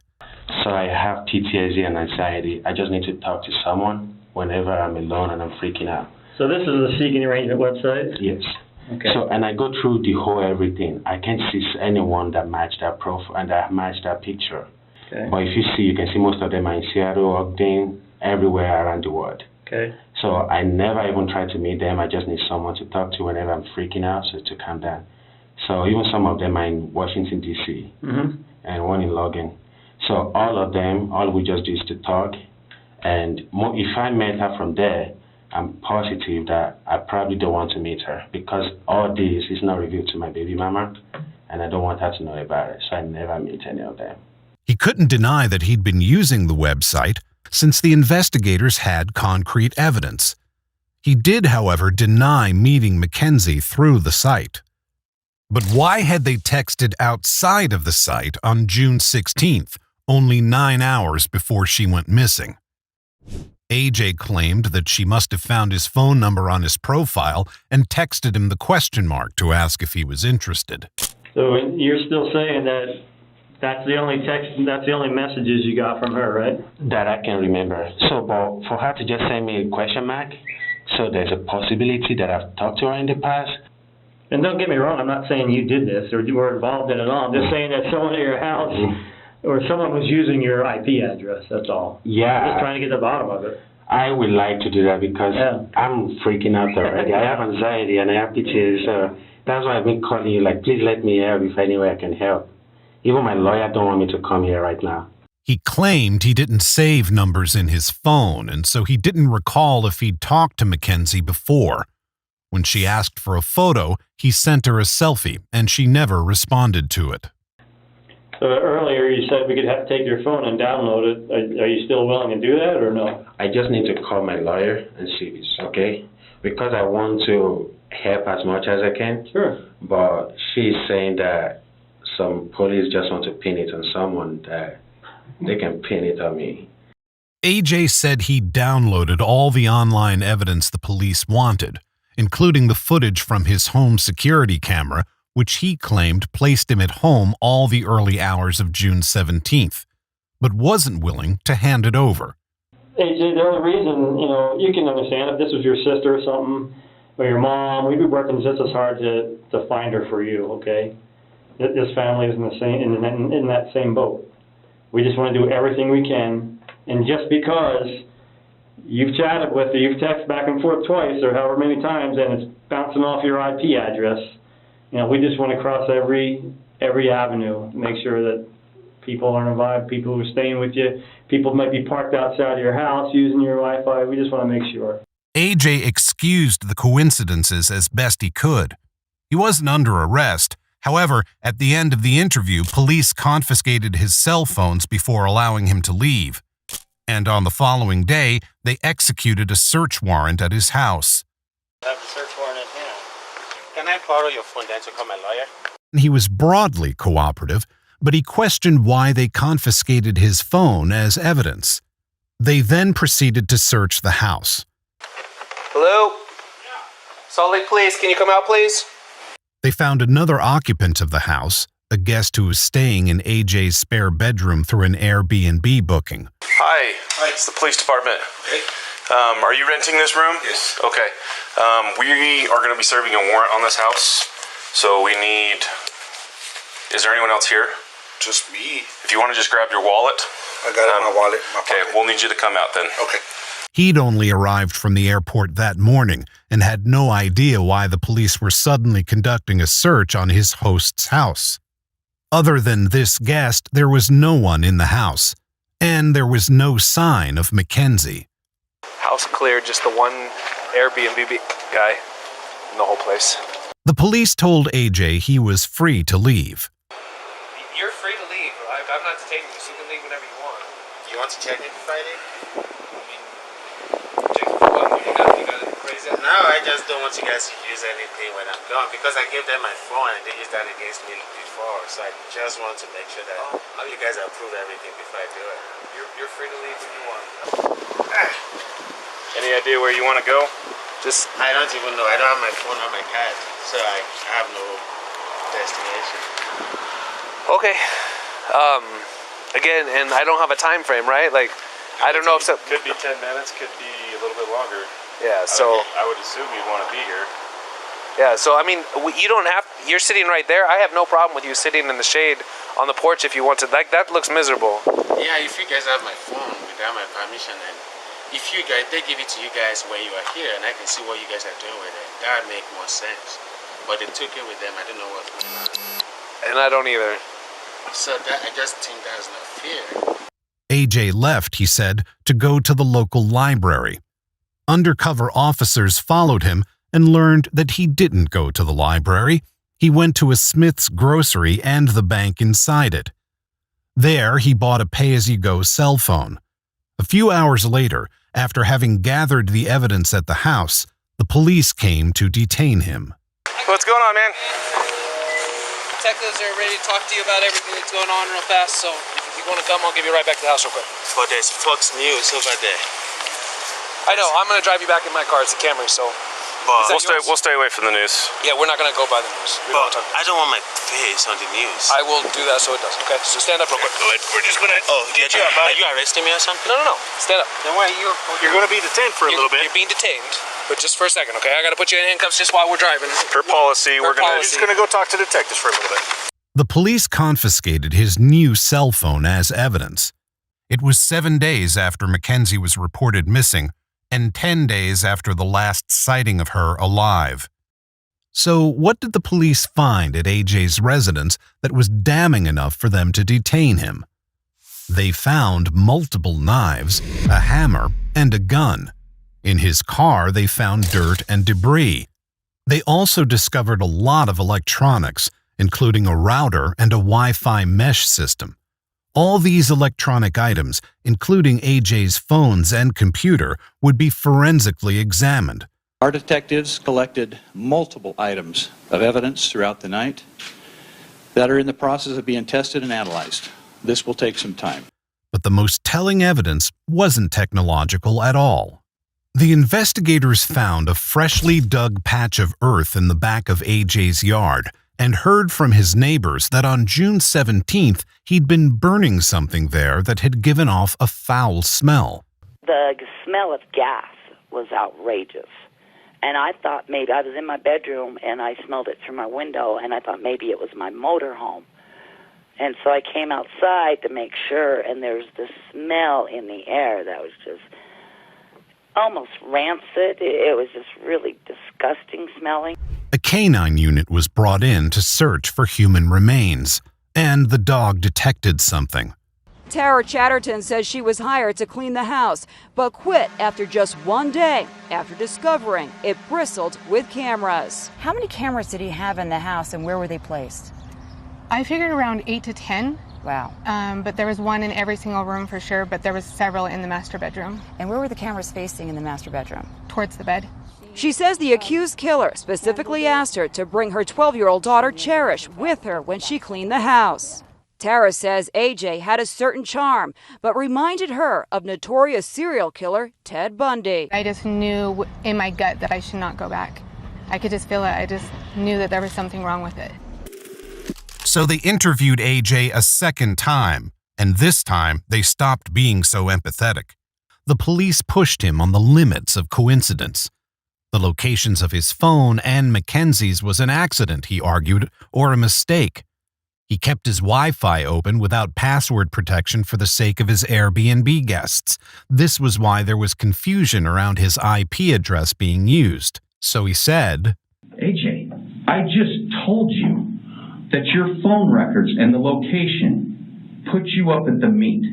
Do you think, honestly, and expect me to believe that you ended that conversation and somehow you and her location end up in the exact same spot? Oh, I'm not doubting you. If I see that too, if I'm in your case, I would be asking myself, what are you asking me right now? It's not a miraculous question. Yeah, I agree with you. Okay. Stuff doesn't just happen. No. Yes, I agree with you. I'm telling you to explain that. And so far, you have not. Well, how do I explain something I don't know? Are you saying you don't know or you don't remember? Because those are two different things, AJ. He had no answer on this supposed coincidence, and he wasn't convincing. When the interview ended, the police had confirmed some things, that AJ had used the Seeking Arrangements site and that he'd talked to Mackenzie over text. But AJ hadn't confessed to anything more incriminating. He insisted he'd been home on the night of the 16th and the morning of the 17th, and he claimed he'd never met Mackenzie in person. He did confess to having lit a fire in his backyard on the 17th, but said he'd put it out as soon as a neighbor told him he wasn't allowed to be burning things because of pollution restrictions and that he needed to call the fire department. This same neighbor told the police that the fire had smelled like nothing she'd ever smelled before and that she'd told him to call the fire department or she would. AJ said he'd only been burning some trash and maybe some clothes, but he insisted the clothes were his own. He explained the dirt and debris in the floor of his car as the result of recent work on his yard, saying he'd recently planted 20 or so flowers and the debris was from the fertilizer. Apparently, he was also in the habit of killing goats for food and burning them instead of skinning them, but he hadn't done that for a while. This, according to AJ, was the explanation for any blood they might find in the bottom of the fridge in his garage. But it was not goat remains they found in his backyard. No, instead they found a human bone, charred muscle tissue, and part of a human scalp with hair. There was also a cell phone. AJ's fire had not been a simple exercise in burning trash. It had been disposal of evidence. This is one of the most difficult phone calls I've ever made, as both Greg and his wife Diana were devastated and heartbroken by this news. AJ's car smelled strongly of gas, and they discovered a red gas can that looked identical to the one he'd been seen purchasing at 9 a.m. on June 17th, the morning after Mackenzie's disappearance. There was also surveillance evidence of AJ's car in those fateful early hours. In this footage, AJ's Kia can be seen heading towards Hatch Park at 2:48 a.m. At 2:59 a.m., the white lift vehicle drives away from the park, and about 10 seconds later, so does AJ's Kia. Only now, Mackenzie was in it. Following the interview, the police had released AJ and he went to stay with a friend, but it wouldn't be for long. The physical evidence against him was mounting, and early on June 28th, the samples from his backyard were confirmed to match Mackenzie Lueck's DNA, and the police were prepared to detain Ayoola Ajayi on suspicion of murder. A SWAT team was deployed to the friend's apartment where AJ was staying. Meanwhile, one of the officers called him to encourage him to surrender. AJ, you're being a little bit unreasonable, dude. I'm a man, you're a man, we're grown men. If you want to arrest me, I would come down, and you can arrest me. I will be there. I can see your car. I would come down. Okay, come on down then. You're not trying to... Are you trying to arrest me? Will you come down, please? No, only if you tell me that you want to arrest me, then I'm not arresting you. No, I'm not. No. I am not. You just come down. If you're not trying to arrest me, then I don't want to talk to you. If I'm not trying to arrest you, then you don't want to talk to me? Yes. What if I was trying to arrest you? Do you want to come down and talk to me? Sure. Okay, I'm trying to arrest you. Come down and talk to me. You have your arrest warrant with you? Yep. Okay. Thanks. The officer called AJ's bluff. AJ came downstairs and the SWAT team arrested him without incident. We are filing charges of aggravated murder, aggravated kidnapping, and desecration of a body in the homicide of Mackenzie Lueck. The man charged is Ayola Adese Achaya. I will not be saying the killer's name again. So who actually was Ayoola Ajayi, and what did he have to do with Mackenzie Lueck? Born in 1988, AJ was raised in Nigeria but had lived in Utah since at least 2009, when he'd started at Utah State University on a student visa. He'd returned to the university 3 separate times, but never earned his degree. He'd also been with the Utah National Guard from 2014 to 2015, when he was discharged with an entry-level separation. He did not complete basic training and didn't receive any certificates, leaving him ineligible to be employed on any tours of duty. He was discharged for medical reasons, potentially glaucoma. However, his LinkedIn page, which has since been taken down, listed that he was an IT specialist for the U.S. Army from 2014 to 2016, and that he had experience working in IT for Dell, Goldman Sachs, and Microsoft. He had attempted to start a modeling career, describing himself on his model management page as tall, buffed, funny. I am a victim, romantic, violent, and character actor.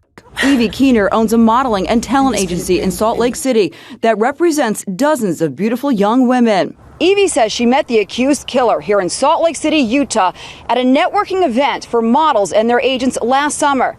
She says the suspect approached her about signing with her modeling agency, but she says there was something about him that creeped her out. On the surface, he seemed perfect. He seemed very smart, very good looking. But after attending several networking parties, 31-year-old Ayoola Ajayi began reaching out to Evie on social media. She instinctively sensed danger. He wanted to sign on with my agency, and I did not feel comfortable having him in the same room with my young models. So I just listened to my gut, and I didn't have anything further to do with him. AJ self-published a book on Amazon in 2018 called Forge Identity. It was a fictional story about a boy witnessing a friend and neighbor be burned alive by a violent mob. It was suggested that this book was based on a true story. He was also married to a woman named Tanisha Ajayi, who lived in Dallas, Texas. When I first met him, he was a sweet person. He was a good person. He used to send me money down here for my kids. They'd met through a family friend and got married when he was 23 and she was 27. They'd never lived together, and she hadn't spoken to him in years. I just stopped talking to him because that was like free from my life. The stuff that he was doing, it was changing my life. According to Tanisha, AJ had lost his temper when she refused to come to Utah to live with him and threatened to kill her if she wouldn't. Because he threatened me, and I have kids to live for. He got aggressive, and he was saying that he was going to kidnap me. I just left him alone. She said he once tried to tie her up with a phone cord, and she had to jump through a window to escape. I was trying to get out the window. We was at his friend's house, and he closed the window down, and I jumped through the window, and he had a butcher knife. He was trying to stab me with the knife. I was trying to grab the knife out of his hand because he was trying to stab me in my hand, but I had to try to grab the knife out of his hand, and it cut me. I had all these cuts. AJ refused to sign divorce papers, and as a result, they remained married. This wasn't the only violent blip in AJ's past.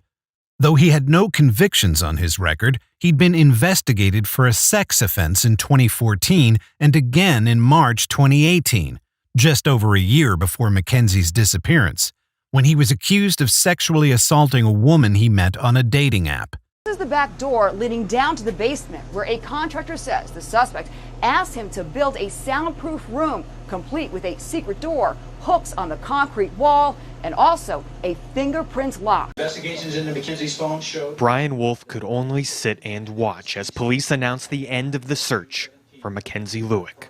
Holy crap. All week on the news, he kept seeing pictures of a house that he was just inside a couple months ago. Now he sees the mugshot of the man he met inside. I've never ever had anybody ask me anything like this. 100% that man that they arrested is the man I met, guaranteed. I'm shaking right now. My heart's pounding. I'm almost about to cry. It's scary. I feel sorry for that girl. He says murder suspect Ayoola Ajayi We just said to put his name down as AJ. wanted him to build a secret soundproof room in the basement right here with a thumbprint lock and hooks hanging from the walls. Just said that his girlfriend was coming into town and needed to get it done before she got there because she was a Mormon girl. She didn't know he drank, so he wanted to hide her alcohol from her. And I was like, well, why do you need it to be soundproof? I told a lot of people that I thought something weird was going on over there, and it turns out there obviously was. He was adamant about getting it done really fast, and money was no object, and he needed to get it done before his girlfriend came into town. He says he still isn't sure what AJ actually wanted the room for. Well, I could totally do it, but I never would have done it. There's no way. But whatever it was, he refused to be a part of it. I just had a gut feeling that the room he wanted built wasn't appropriate for anything. It wasn't something where somebody would want to be in that room alone with him. And even my nephew, when we got out to the truck, we both looked at each other and was like, that was weird, right? And he was like, yeah, that was hella weird. We're not doing this job, right? And I was like, hell no. AJ's history only heightened suspicion, and further searches of his property uncovered damning evidence. The police found clothing with bleach and bloodstains on it, as well as a bloodied shower curtain. AJ was already under arrest for her murder, but they still had to find her body.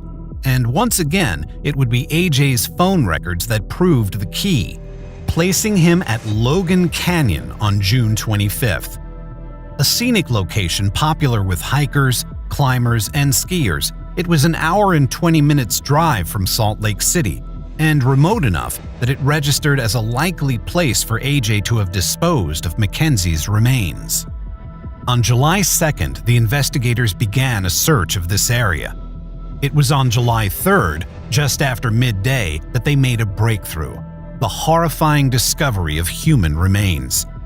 It was Mackenzie's body, just as they'd feared. She was buried in a shallow grave covered with some brush. Her hands had been zip-tied behind her back, and her body was partially burned. There was blunt force trauma to the head, and her killer had made an attempt to bury her body, but not well enough. Finally, on July 10th, Ayoola was formally charged with aggravated murder, aggravated kidnapping, obstructing justice, and desecration of a human body. What he'd done to Mackenzie Lueck was both awful and awfully simple. He'd arranged to meet with her after connecting on the Seeking Arrangements site back in 2018. They agreed to meet up after Mackenzie got back from California, and she had her Lyft driver drop her off at Hatch Park. She even acknowledged the strangeness of this to her Lyft driver. Making small talk, they commented on something being strange, and she said, "Not as strange as where you are dropping me off in the middle of a park so late at night." But this was according to her plan with AJ, who would pick her up there and take her to his house.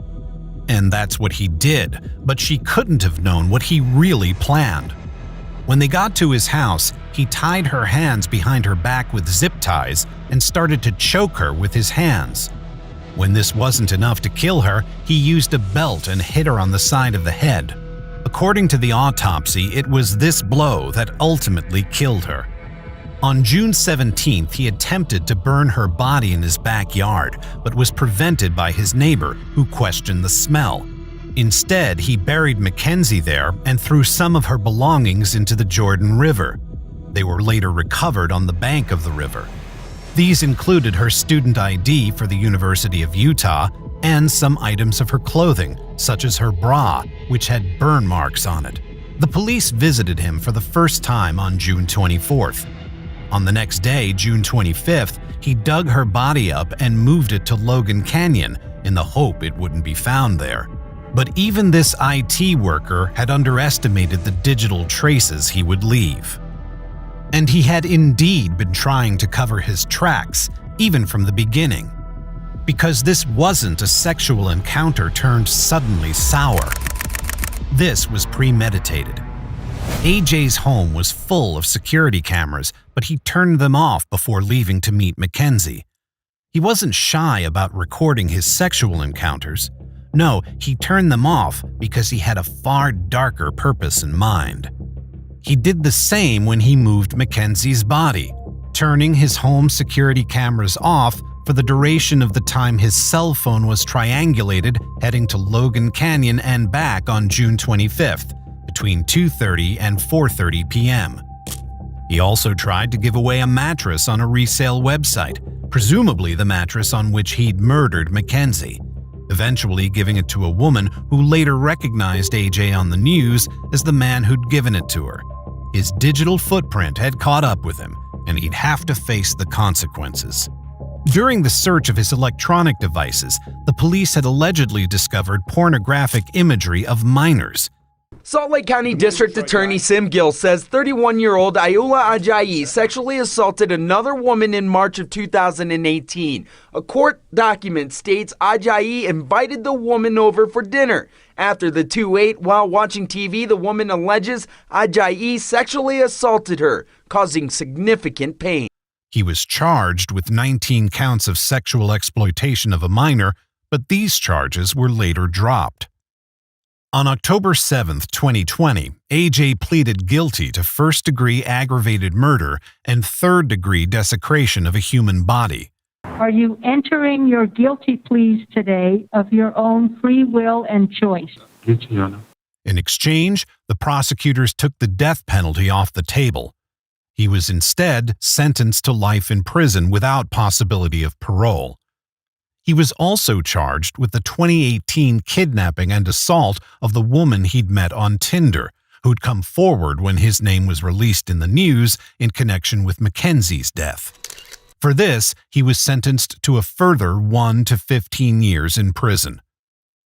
The man accused of killing University of Utah student Mackenzie Lueck last year is now selling his home. This house has gone up for sale, and after what happened last summer, they'll always look at this house differently. Every time I come by, you can't help but remember what happened there. And even though the neighborhood has quieted down in the 8 months since this house became a crime scene for murder, for neighbors, this home will always be different. There's a black mark in your mind when you look at the house that kind of just reminds you that something horrible happened. I was really surprised that it was for sale because I was under the understanding that they wanted to keep it rented to make funds to help pay the defense. The listing online shows Ajayi wants $349,000 for the 1,800 square foot house. Investment opportunity, the description says. Cutest house on the block.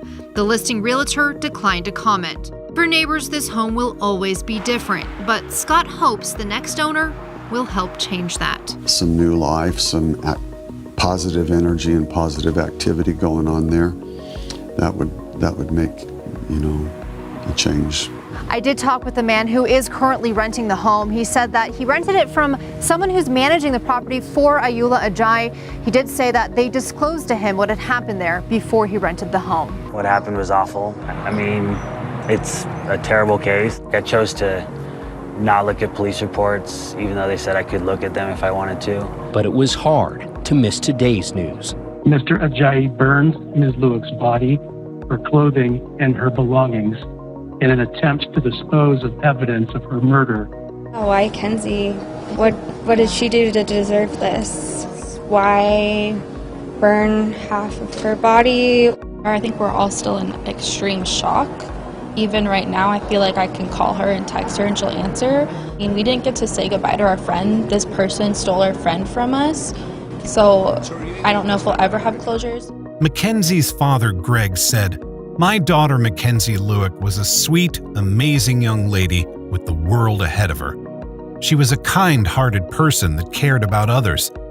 Now I will not have the opportunity to see her blossom in life." The prosecutor said this was murder for murder's sake, that Ayoola Ajayi had only wanted to know what it felt like to kill someone. My life has been changed due to the selfish, premeditated decision you made on June 17, 2019. Instead of planning my daughter's graduation party, I planned her memorial. Breaks my heart knowing that she died alone in such a scary place. Tragically, she won't be among the graduates next spring. This feels like a nightmare that I can't wake up from, but unfortunately, it's reality. Today, he remains in prison, and the Lewicks will never forget the bright daughter they lost.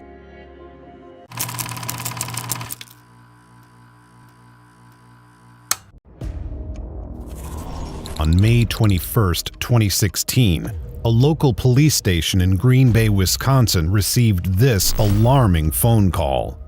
How do I go about, missing person? Missing. It's my girlfriend, and she does live with me, and she's never done this before. What's her name? Nicole Vanderheiden. This was the voice of Doug Dietrich, Nicole's boyfriend and the father of her infant son. The last time he'd seen her was the evening before, when they'd become separated on a night out and had an argument over text messages. At 12:30 a.m., Nicole walked out of a bar called the Sardine Can and was never seen again, by her boyfriend or by anyone else. Anyone, that is, except her killer. So, what happened to her? Do you consider Nikki to be a scrapper, a fighter? No, I mean, she could hold her own on that, you know. I asked her, did he ever hit you? And she said, yes. And then she didn't elaborate anymore. I swear to God, if I did this. Blood in a neighbor's lawn, a hit and run, and evidence from a Fitbit. Join us on The Decoder as we piece together conflicting stories to build a picture of who Nicole Vanderheiden was and what happened to her on that fateful spring night in 2016.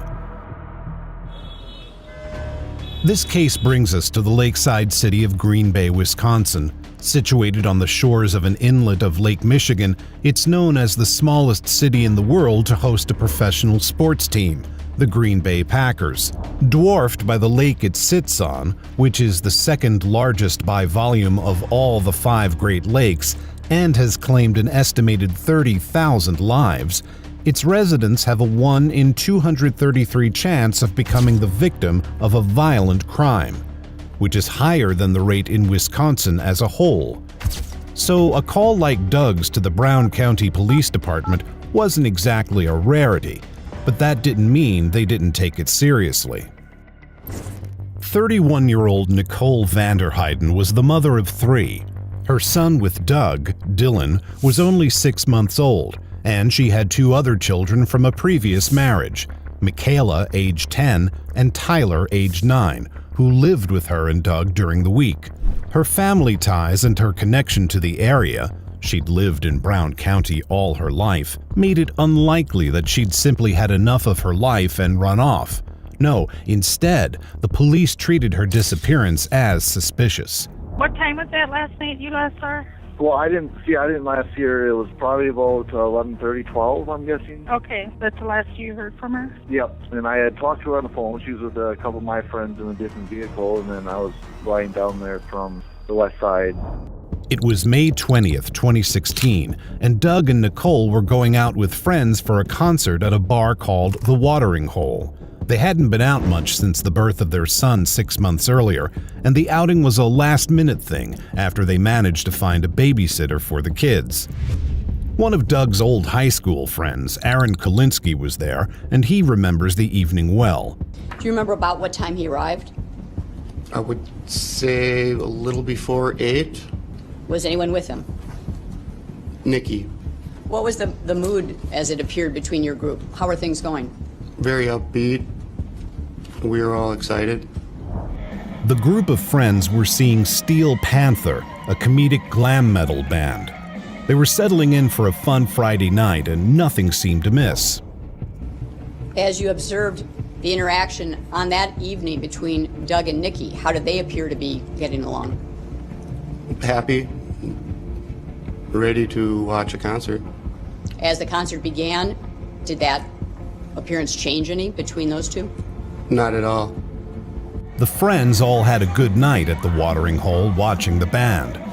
After the concert finished, they didn't want the evening to end, and Nikki suggested moving the party to another bar. They decided that one of their friends, who brought her family van along to the venue, would drive them. Doug, however, wasn't around and had last been seen talking with their friend Greg and another girl. There was like a smoking section, and I saw them talking with a girl from our class. I would say that would be about little before 10-ish, because the second band came on at 10. When the friends couldn't find Doug or Greg, they decided to go to the next bar without them, taking Nikki with them so she wouldn't be left on her own. They arrived at the Sardine Can at about 11:30 p.m. Did you observe if Nikki was drinking at the Sardine Can? Yes. She was interacting with the bartender, some other guy at the bar. Did she appear upset at that point in time? No, she didn't appear upset. They'd been at the Sardine Can for about an hour. It was close to 12:30 a.m. when the mood changed. Doug still hadn't appeared. Did you see Nikki try to call him? Yeah. Was she successful? No. Another of their friends, Angela, also tried to call him, and this time he picked up. It seemed strange to everyone that he'd answer her call and not his girlfriend's, and Nicole reacted as anyone would, becoming upset.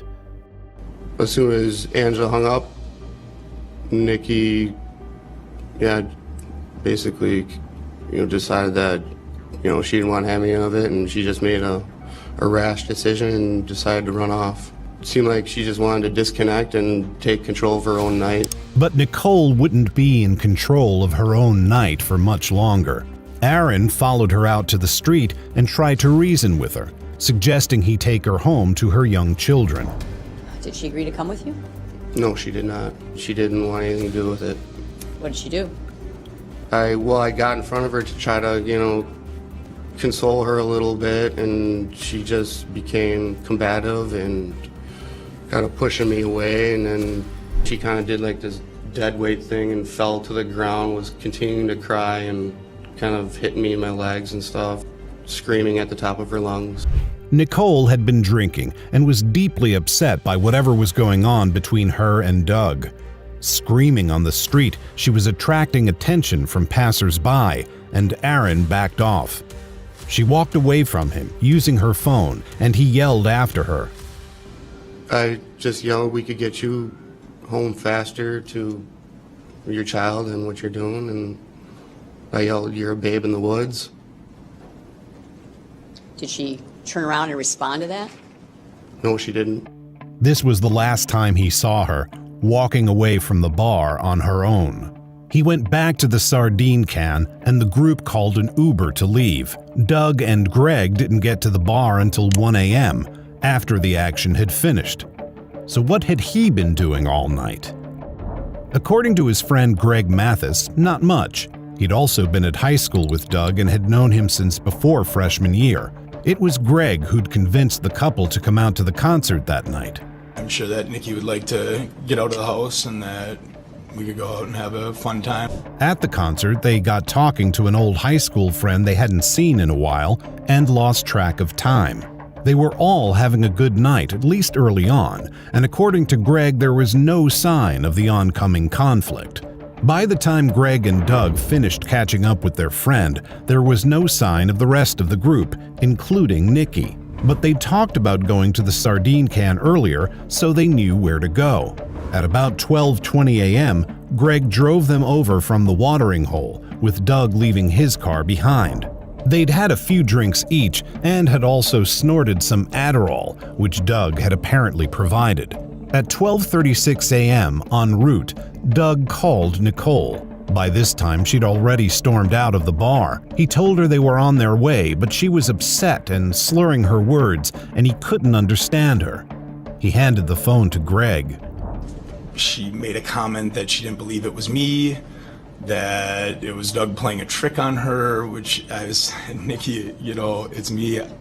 I'll pick you up wherever you are. And at that point, her phone shut off. I don't believe she hung up on me. I believe the battery died. They drove up and down the streets around the Sardine Can looking for her. They couldn't find her, so they just went into the bar, hoping maybe she'd come back. She hadn't. Their group had left too, but they stayed to have a few shots and finally left at about 2:15 a.m. They got back to Doug and Nicole's house half an hour later. Nicole wasn't there. At this point, it was becoming a distinct possibility that Nicole was in trouble. But she was an adult, and it was late, and maybe she'd still arrive back home by the morning. They tried calling her a few more times, and then both Greg and the babysitter left the house, and Nicole never came home. In court, Greg said that Doug had been calm that night and hadn't even been made angry by any of Nikki's behavior, not even the barrage of text messages she sent him at around 11:12 p.m. So what you with? You abusive and wow, what are you with? Because none of your friends know. Doug also said he hadn't been fazed by this treatment. I responded back something kind of nicely, just trying to diffuse and maybe calm her down because she seemed upset. I was kind of puzzled. I didn't know what she was thinking. His text responses supported this. He wrote, "LOL, stop," and "Be good. I'll see you at the sardine can." But in a police interview earlier on, Greg had said something different about Doug's response over the phone. Yelling at her, Matt. He's yelling at her like, "Don't be stupid. Go back to the sardine can. What the hell are you doing? You know, we're on our way right now. We're on our way. I'm sorry." Whatever the tone of Doug's response, he didn't get the authorities involved in Nicole's disappearance until the following afternoon. I just was thinking that she was just drunk and upset, and I would, she'll calm down. Let's just talk and come to our senses here and work this out and actually talk like adults and work it out. Based on your experience with Nikki, can she usually take care of herself? Yeah, at most points, yes. Nicole was an adult. She was from the area. She was the mother of 3.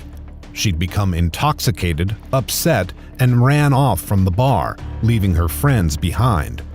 No one knew what had happened to her after that, and when she hadn't come home by 4:30 p.m. on May 21st, Doug called the police. But across town, a horrible discovery had already been made. 2 teenage boys working to clear rocks from a farm field on Hoffman Road on that Saturday afternoon had spotted what they thought was a dead deer. But it wasn't a deer, it was a dead human body. The body of a woman. An adult called the police at 1:54 p.m. The body was naked save for one sock and a concert bracelet. A bracelet from the Steel Panther concert at the watering hole the night before. There was a footprint on the victim's naked back. It was Nicole Vanderheiden, and she'd been murdered. A little while after 5 p.m. and following Doug's 911 call about a missing person, the police arrived at his house. The responding officer described him as looking pale and hungover when he answered the door, and she didn't see any scratches or marks on his hands that could be defensive wounds. Hi, I'm here for a missing persons report. She didn't tell him a body had already been found matching Nicole's description, but she did ask him for identifying features. He described what Nicole had been wearing when he last saw her at the watering hole: a black and gray striped shirt, black capri pants, and high heels. She would have had a bracelet on. Okay. It was a pink bracelet for the 21 verification. He was cooperative with the officer's questions and volunteered to give them his phone for analysis. The officer looked at his text conversation with Nicole the night before. Why is she calling you abusive? I don't know. Okay. I don't know where she gets this stuff sometimes. Is that common for her to talk that way to you when she's been drinking? Sometimes, yeah. I mean, or when she's sober? She doesn't drink that often, but okay. All of a sudden she gets that in her head that that's what's going on. Sure. They also discussed Nicole's mental health history. When she gets a little down, she mentioned suicide, which she just talks at. Does she take any medication for it? No. She had been on medication before. The officer, knowing that Nicole's body had already been found and the cause of death was being determined, knew that Nicole had not committed suicide. How would you say, for the most part, your relationship is with her? Do you get along for the most part? And last night, yeah. Last night was a flip of the switch, you said? Mm-hmm. Yeah, she does that from time to time. Have you guys ever gotten physical with each other? No. And that's another thing. She'll say that I'm abusive and all this, and I never have been. Nicole had been living a fairly secluded life after the birth of Dylan, staying at home to look after him and not really drinking. She'd been suffering some depression, and her dynamic with Doug, it seemed, had turned rocky. He said she acted irrationally and accused him of things that weren't true, and that was what had happened the night before. However, he maintained that the last time he saw her was at the watering hole before she left to go to the sardine can. It was after the officer left that Doug received a text about the discovery of a body in a field over in Bellevue. It was reported on the 10 p.m. news, and Nicole's family had begun to panic. 2 hours later, at midnight, the police reappeared at Doug's door. They wanted him to come down to the station for an interview. He agreed, and they asked him to go over again the timeline for the evening, what they'd done before going to the concert, which was get food at the McDonald's drive-thru, and what time he'd last seen her at the bar. He also talked about a time when Nicole had stormed off before. There was another time she did just walk off on her own. That was in, it was like January, it was the night after, it was the night of the Arizona playoff game. She had started freaking out on me in the bar, and then she actually hit me at the bar there, and like ran out. And it was like zero, and I ran out after a squad had pulled in and stopped her, and I ran up and talked to her, and then she was just like belligerent with the officers there, and I ended up putting her in the back of the squad car.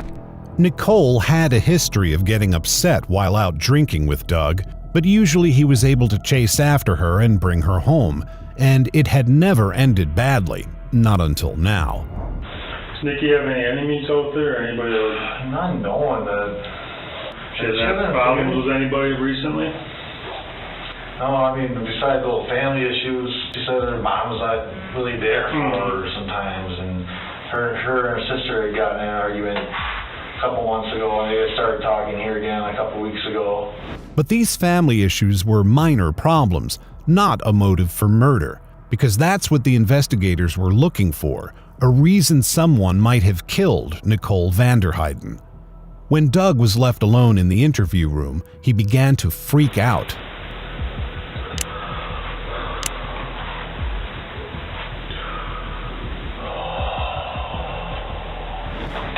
This news thing is freaking me out.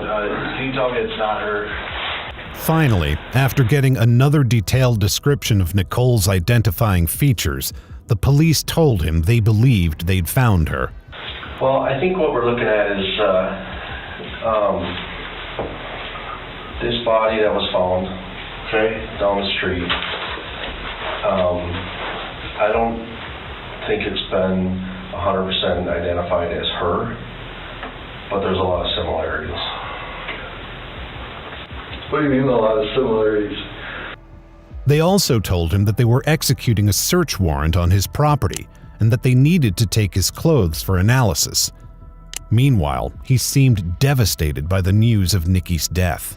I'm going to talk to everybody on that frickin' street in that neighborhood. I need to do it. I swear to God, I'm the pie who did this. Doug was released at about 3 a.m. after this interview, and his parents picked him up. Later that day, May 22nd, the police called and requested a DNA sample. On his lawyer's advice, he denied this request, preferring to wait until they had a warrant. But warrant or not, one thing had become clear: that Doug Dietrich was currently the prime suspect in his girlfriend's killing.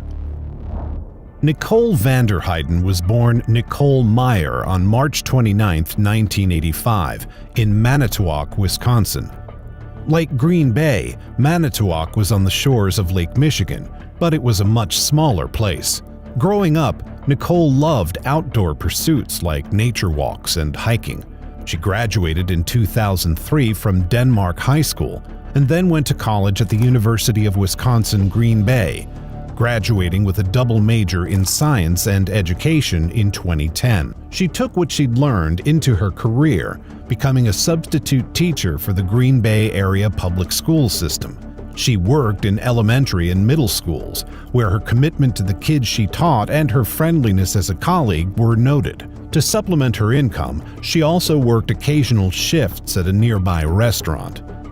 Nicole had married a man named Brian Vanderheiden shortly after graduating high school, and together they had 2 children, Michaela and Tyler, born in 2006 and 2007. The couple later divorced because Nicole wasn't satisfied with her life. I don't know, I think she was just kind of bored with him. He was a good man, but he had just no ambition, and he was fine where he was, and she wanted more out of life. Brian and Nicole remained on good terms and shared custody, with Nicole looking after the kids during the week and Brian seeing them on weekends. In the frigid January of 2015, a chance encounter changed the trajectory of Nicole's life again, meeting a man named Douglas Dietrich in a bar called Jimmy C's. Doug was having drinks with some friends to celebrate the NFL football playoff weekend, and Nicole was there too. They caught each other's eye across the room, wound up having a drink together, and the rest, as they say, was history. That is, until that fateful night in May 2016. Doug Dietrich was born in August 1981 in Green Bay, Wisconsin, where he'd lived all his life. He graduated from a local high school in 2000 and went to technical school, as well as doing some online courses.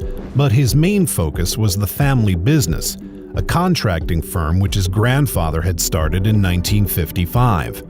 He started working on sites with his family when he was still in high school and continued to work for them as a subcontractor, as well as doing apartment rental management and general self-employed contracting. The home he and Nicole would move into was a home he and his family firm had built. It was only a month after their first meeting that Nicole became pregnant with Doug's child.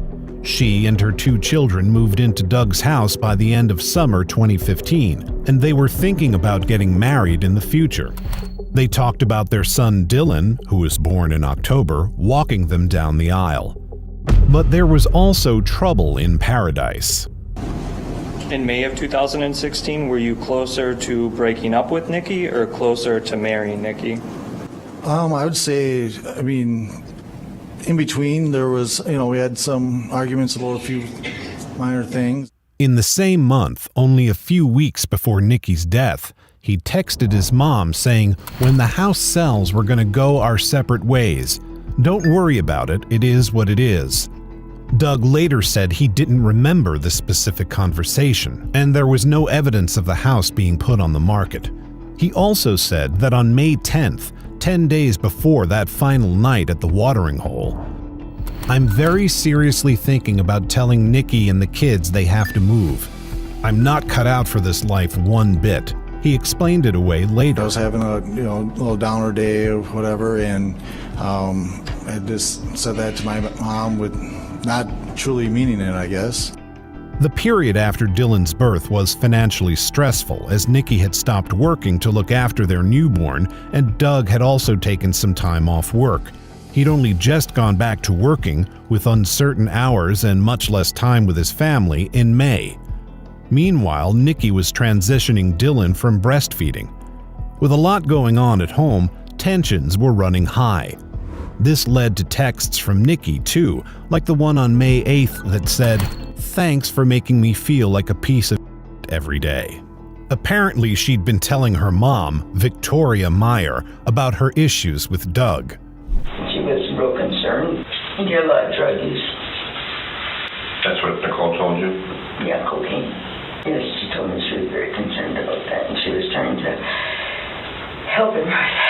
After her daughter's death, Victoria told the police about an occasion when Nicole had wanted to go out to a wine tasting with Doug and asked her mom to babysit. She'd said she dropped the kids off at Victoria's at 8. By 10, she still hadn't arrived. When Victoria called, Nicole was upset. Doug had gone out at 8 for a haircut, despite knowing they had plans. I think that was his way of controlling the situation, saying he didn't want to go. I asked her, "Did he ever hit you?" And she said, "Yeah." This was hearsay translated through a source who was worried frantic, Nicole's mom, who just learned that her daughter had been murdered. But the police found it deeply incriminating. Doug also had a history of allegedly dubious relationships. One ex-girlfriend who dated him in 2012 claimed he put tracking software on her phone and would turn up outside her work unannounced. She said he continued to contact her on Snapchat even after the relationship ended, including in the beginning of his relationship with Nicole in 2015. Doug's internet search history also allegedly displayed visits to local escort websites in the days before Nicole's death, and he'd apparently searched for how to tell if Backpage Escort is undercover. On May 23rd, all this culminated in the reveal of physical evidence. 2 days earlier, the morning after Nicole had last been seen, a neighbor of Doug and Nicole's had been mowing his lawn, and he'd spotted a pool of blood near the grass line. He assumed it belonged to an animal, and when he came across a length of black cord, he just tossed it on the sidewalk, forgetting to throw it in the trash. But when Nicole was identified in the news reports 2 days later, he called the police about what he'd seen. The police arrived to secure the scene at about 5:45 p.m. They found dried blood spatters in the street with clumps of blonde hair stuck to them and a charging cord. They sent these items of evidence off for DNA analysis, and meanwhile they searched Doug and Nicole's house. Previously, they hadn't been sure where Nicole had died, but now the truth was becoming clear, that she died in close proximity to her own home. And in that home, they found evidence enough to arrest Doug for her murder. This included a pair of Air Jordans that had possible blood spots on them and a herringbone tread that seemed to match the shoe print found on Nicole's back. There was also what appeared to be blood on the floor of the garage near Nicole's car. Her autopsy had revealed 2 causes of death: strangulation and blunt force trauma. She had 241 injuries across her body, and her face had been beaten to the extent that it was unrecognizable. The police believed that the charging cord found in the neighbor's yard was the weapon that had been used to strangle her. Meanwhile, her bloodied clothes had been found on a highway ramp on the way to the field where her body was discovered. At 7 p.m. on the evening of May 23rd, the police arrested Doug. Right now I'm going to be taking you into custody. I'll be handcuffing you. I'll explain all that to you in a bit, and transporting you down to the sheriff's department. They had collected enough circumstantial evidence to hold him in custody, but they needed the final piece of the puzzle, a positive DNA result to both Nicole and Doug on the murder weapon. And on June 10th, the results came back, but not the way police were expecting. The blood on the garage floor likely belonged to a turkey Doug had shot weeks before, and the spots on his shoes weren't blood at all. The blood and hair found in his neighbor's yard were indeed Nicole's, but there was no sign of Doug's DNA anywhere to go along with it. The cable also tested positive for Nicole's DNA, Nicole's and an unknown man's. This new physical evidence threw the investigators' case into disarray. What if it hadn't been Doug who'd killed Nicole at all? One further piece of evidence served to exonerate him: the data from his Fitbit, one that Nicole herself had bought him. Nicole had been murdered between 3 and 4 a.m. At that time, Doug had been wearing his Fitbit, and it had registered only 12 steps between 3:10 a.m. and 6:10 a.m. that morning. The attack on Nicole had been active and violent, at odds with Doug's recorded lack of activity. Doug didn't do it, so who did? The investigation lingered for months, threatening to turn into a cold case. But in August 2016, the police got their big break thanks to continued DNA testing, which had found a match for a sample taken from Nicole's sock. This match was a man from Virginia named George Stephen Birch. Birch had recently moved to the Green Bay area and had been staying with a friend, Edward Jackson.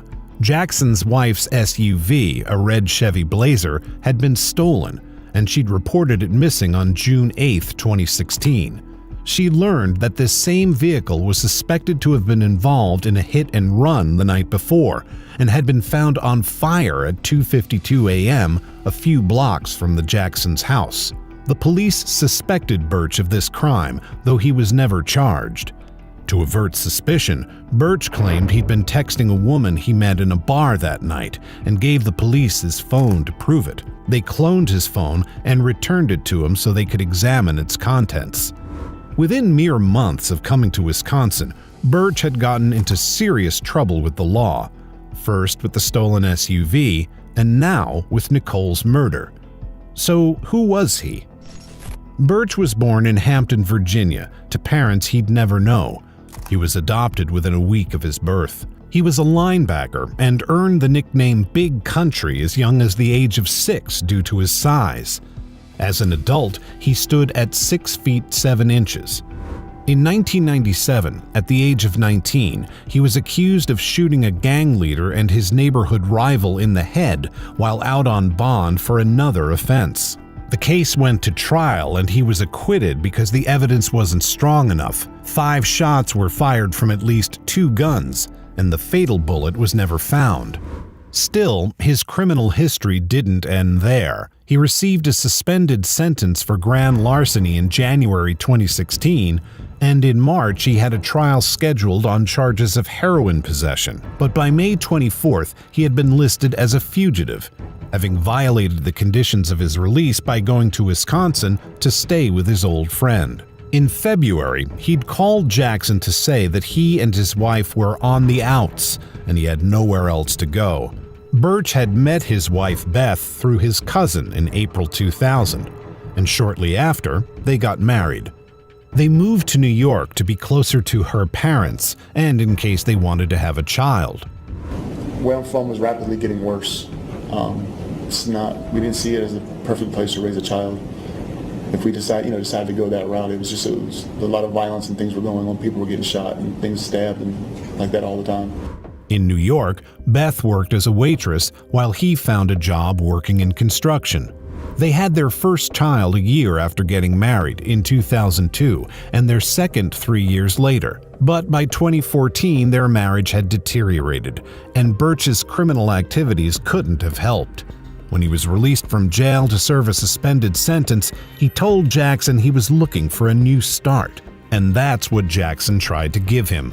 He picked Birch up from the station in Chicago on February 29th. He was charging Birch $100 a week in rent, but Birch rapidly fell behind on his payments, though he was working first in a restaurant and then for a landscaping firm. Still, the relationship between the two friends was going strong, and on May 21st, the day after Nicole's murder, they went on a fishing trip together. Jackson didn't notice anything unusual about Birch's behavior that day, though he spent most of the 2.5-hour drive at 1:30 p.m. sleeping. After the SUV incident in June, the Jacksons asked Birch to move out. This was enough. Birch was arrested. The reason you're here is in reference to a homicide investigation into Nicole Vanderheide. Okay? So, is this something that you want to talk to me about? I'm sorry? What's that? You don't want to talk to me about that? So if I read you the Miranda rights, you don't want to talk to me? I prefer a lawyer. Okay.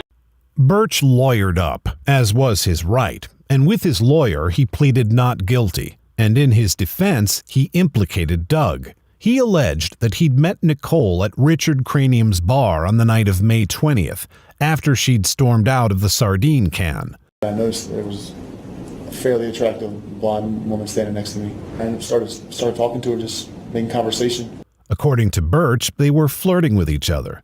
Well, I moved a little closer to her, just talking, laughing, joking, giggling, light touch here or there, just things that you can pretty much tell if someone's kind of into you, I guess. He said that he drove her over to his house, Jackson's house, but Jackson's father was there, and it killed the mood. So they got back in the car and she gave him directions to her own house, he said, and they pulled up outside it. They couldn't go in because the babysitter was there, he said, though he didn't explain why Nicole couldn't just tell the babysitter to leave. He alleged that they then had consensual sex in his car. The next thing that I remember, apart from us having intercourse, was literally waking up on the ground outside the truck, laying in the grass curb area. He said that Doug had seen them having sex in the car, that Doug had knocked Birch unconscious, and that the next thing Birch knew, Doug was standing over him with a gun, and Nicole was already dead. There was a lot of blood on her face, come out of her mouth, on her back, but she wasn't physically moving. Birch claimed that Doug forced him at gunpoint to help dispose of Nicole's body by putting it in the car and driving to dump it in a ditch. I was instructed to carry her and put her in the vehicle. Birch, he said, obeyed. It's not looking good. I'm in the middle of somewhere. I don't know where I am. I have no idea overall what's going on. I don't know what's going to happen. I don't know what to do in this situation, and I'm trying to figure out the best way for me to remove myself from this situation, if at all possible. Birch said that when he took Nicole out of the car, Doug was distracted and he seized the opportunity. Everything I had, I lunged at him and pushed him as hard as I possibly could at that time. He said he ran back to his truck and drove away. He found that Nicole's clothes were still in his vehicle, so he threw them out of the window on his way home. But the DNA and Fitbit evidence remained. It was not Doug's DNA on the cord used to strangle Nicole. It was Birch's. And Doug had apparently only taken 12 steps all those early morning hours. There was also Birch's impressive stature. At 6'7" and weighing in at 250 pounds, he was not a man who was easily physically overcome.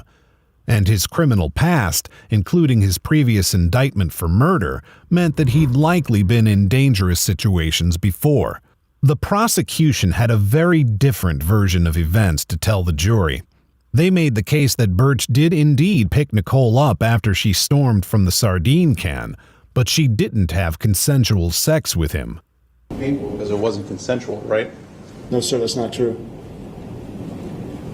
What really happened was you drove Nicole home 20 miles away from where you lived, fully expecting that you were going to have sex, right? That's why you're driving her home, right? I was hoping that we would.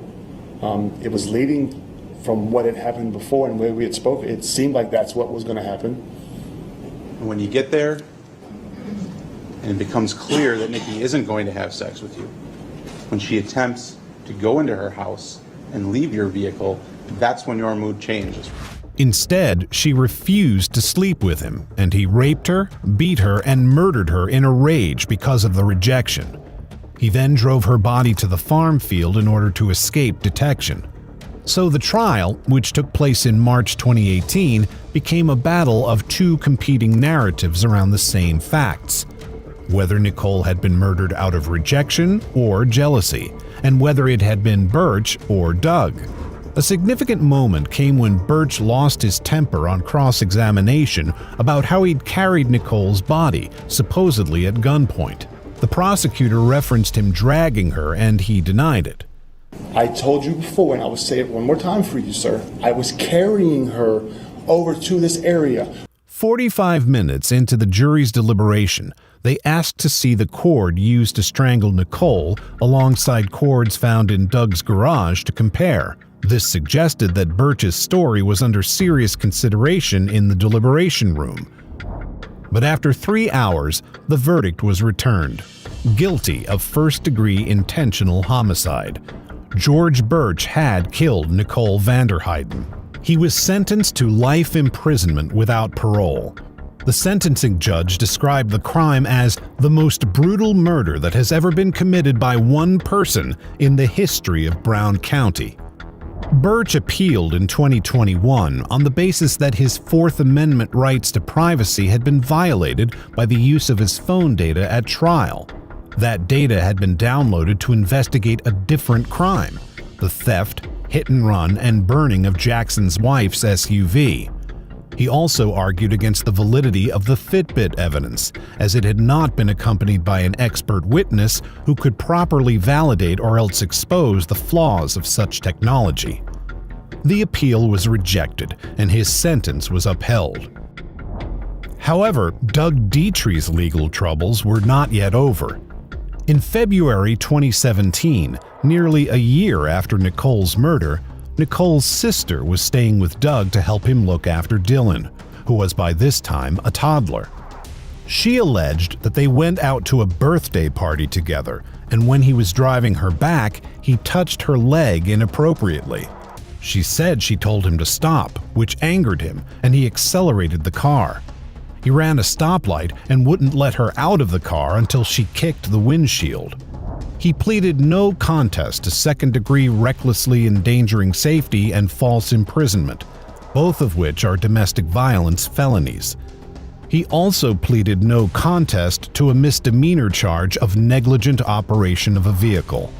He was ordered to pay a $1,000 fine and stay out of trouble until October 2019, in which case the felonies would be dismissed.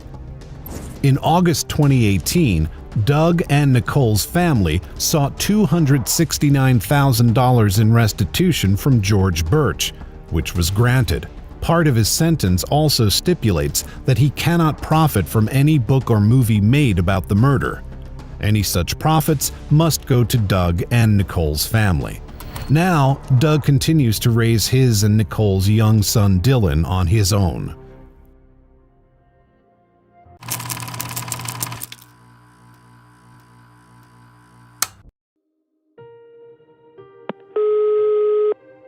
What is the address of your emergency? I'm having a call at the neighbor's house. I'm scared to death. I was scared, thinking that he was coming in to kill him. This is the voice of Rachel Hendricks, a woman who just happened to be in the wrong place at the wrong time. Rachel was one of 3 friends invited to Amanda Colley's upmarket house in a quiet suburb on an ordinary Thursday morning in August 2015. They were there to comfort Amanda about the breakdown of her marriage. Rachel could not have predicted that not long after she arrived, she would be barricading herself in a closet and pleading for her life. She was shot in the arm, but she managed to escape. Amanda and another friend were not so lucky. Lindy Dobbins was shot 3 times. Amanda herself was shot 9 times. Their lives ended in a hectic burst of tragedy, both leaving young children behind. These families were ripped apart, but why? What was the reason for this awful attack, devastating a quiet community? Let's dive into the tragic story of Amanda Colley, for whom the help of the courts came far too late.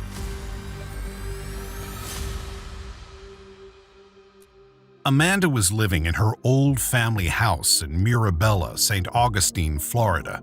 This was a pleasant, upscale community, chosen by her and her husband James Colley Jr. as an idyllic location to raise their children. Mirabella's community website describes it as resort-style living close to home.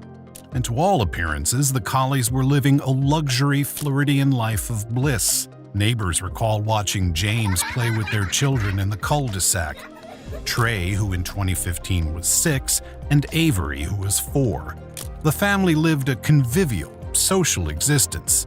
They often had the neighbors over for drinks and parties. Even when the couple began to drift apart, they seemed to do so politely. Whatever went on behind closed doors was just that, kept hidden from public view. It is for this reason that the events of August 27, 2015 came as such a devastating surprise to the entire neighborhood. Around 9 a.m. on August 27th, Rachel Hendricks was told that something was going on with her friend Amanda. They'd been friends for a few years, having met at a mutual acquaintance's party, and the two of them, together with Lindy Dobbins, had become a close trio. They would watch each other's kids and go to the neighborhood pool together. In moments of distress, too, they would call on each other. So it made sense that Lindy and Rachel got involved on this fatal morning. That morning, Rachel dropped her kids off at school and then went to a hairdresser friend's house to get her hair done.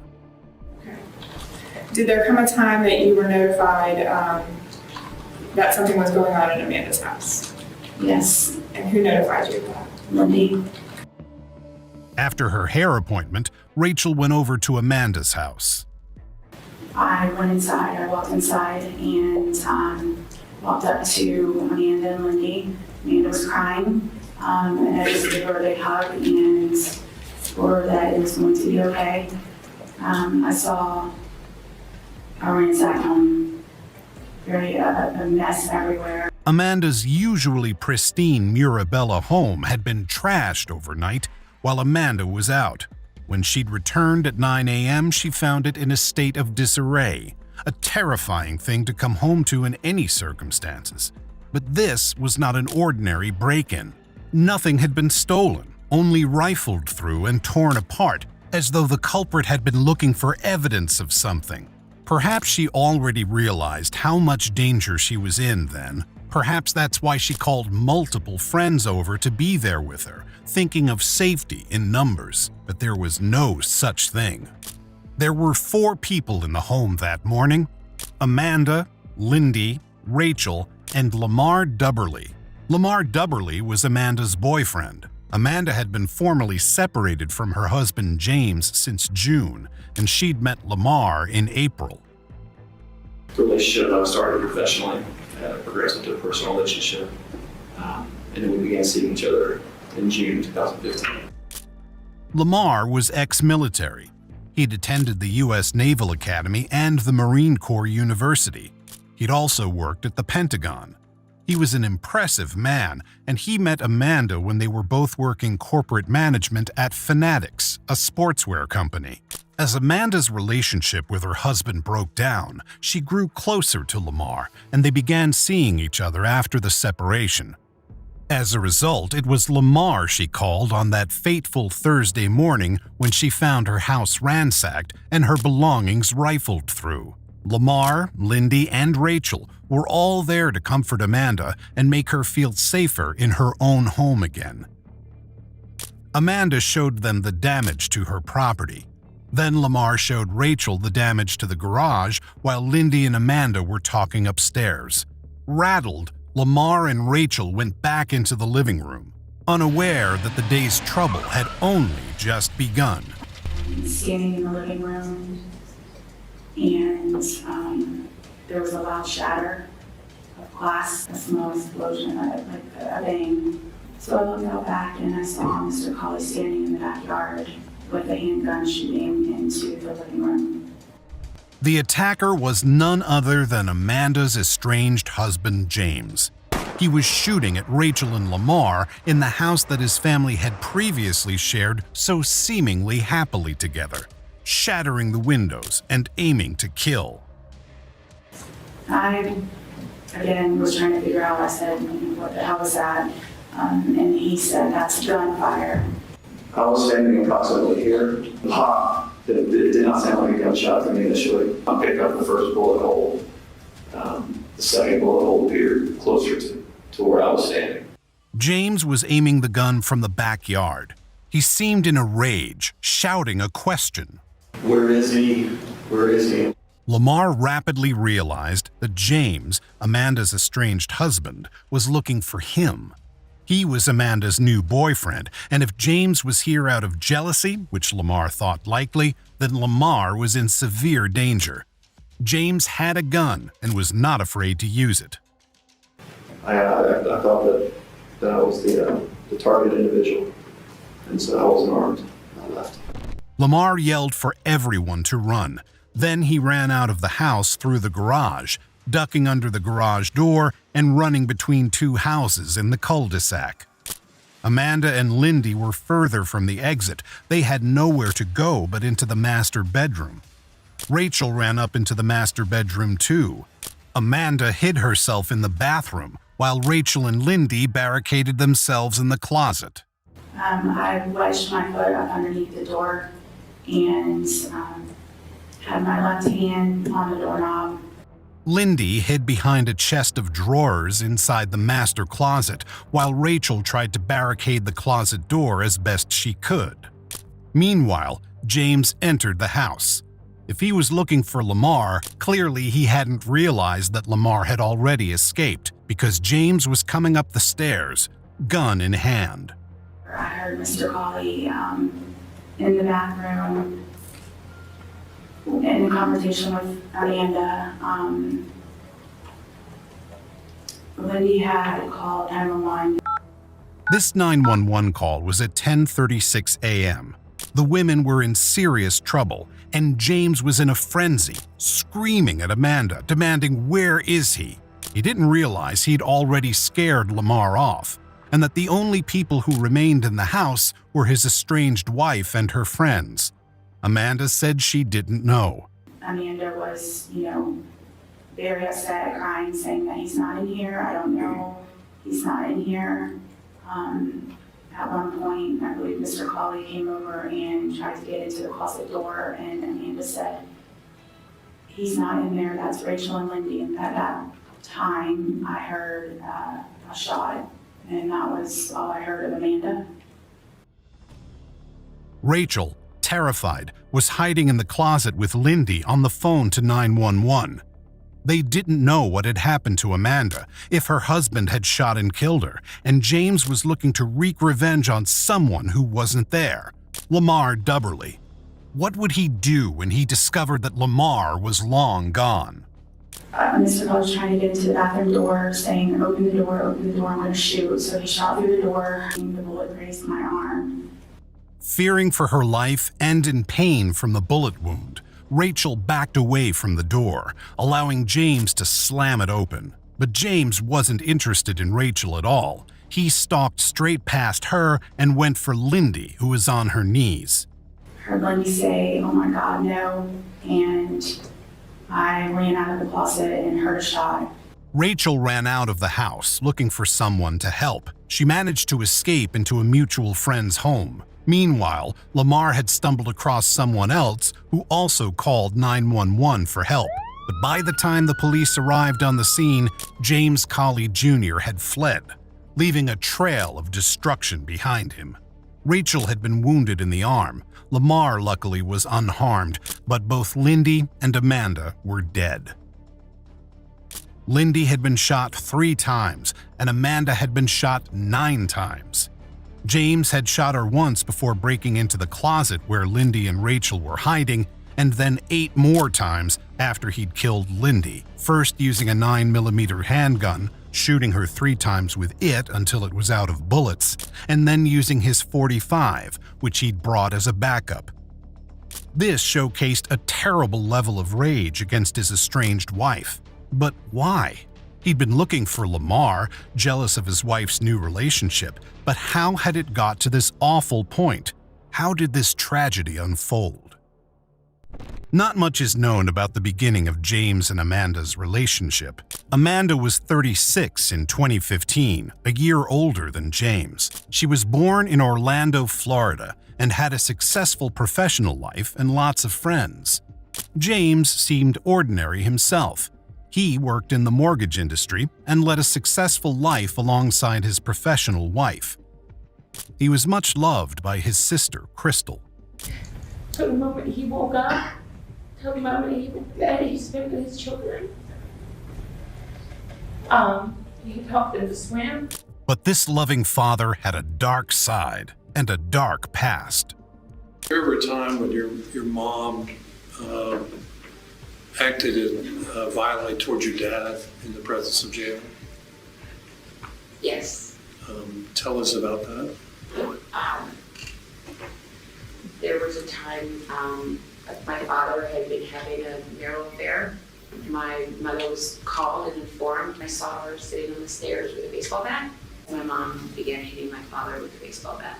And my mom came to the house to see us for Thanksgiving, and her and my father got into another confrontation. My dad wasn't going to let her come into the home, and my mother grabbed a knife.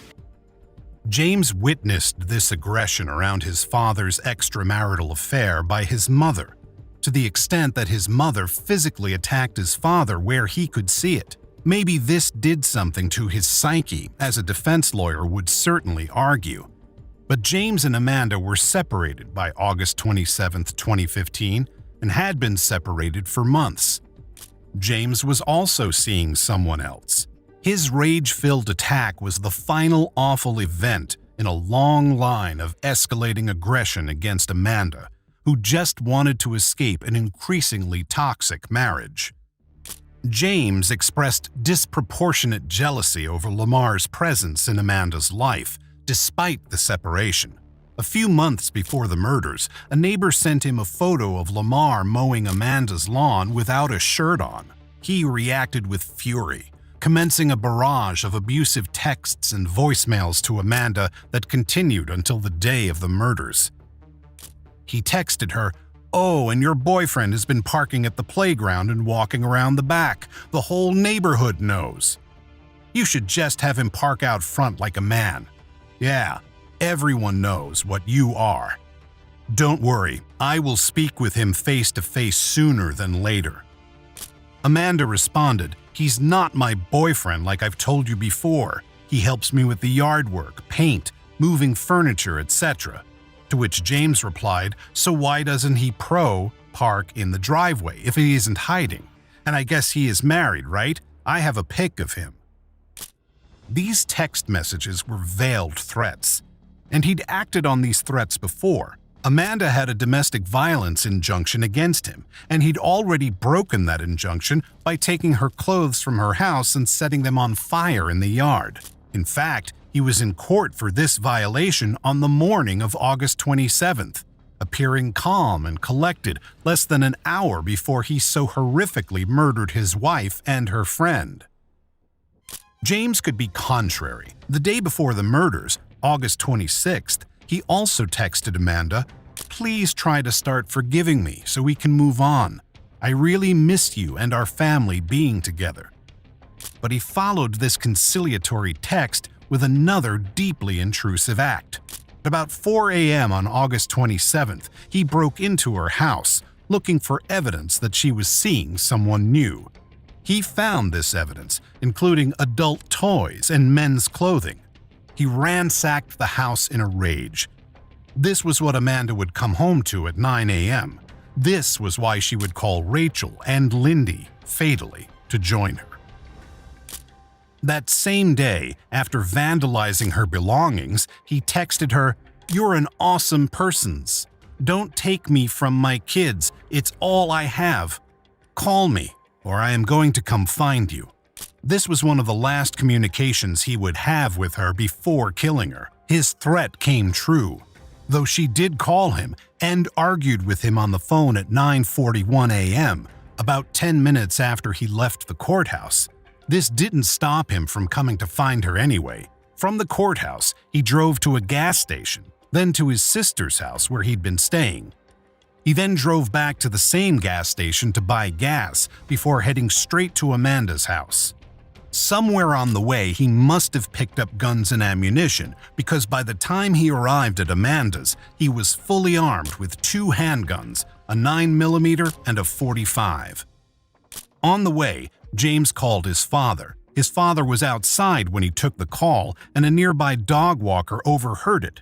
She testified she heard James's father pleading, "Please, please, son, come back and get your truck. Everybody knows what you've been through." And the person on the other end of the call replied, "I just can't take this anymore." This is when he arrived at Amanda's house. He parked on an adjacent street and approached the house from the rear, but he discarded all caution in shooting straight at Rachel and Lamar in the living room. He was a man on a terrible mission, and he wouldn't stop until 2 people were dead. When he'd killed Lindy and Amanda, James fled. But with 2 witnesses, Rachel and Lamar unharmed and Rachel mildly injured, The police knew to search for him immediately. A manhunt commenced, and he was found in Norton, Virginia that same night when another driver called 911. She said she'd been nearly run off the road by a man driving recklessly. She said, "He has been stopped in the middle of the road. I had to stop. He was on me. I couldn't even. My kids are scared. Yeah, my mom had to sit in the back of my car to keep my kids calm. They're scared, and I have a newborn that's just 4 pounds." Norton police stopped James in his car. He possessed several firearms. They ran a check and found him wanted for homicide in Florida, and he was arrested.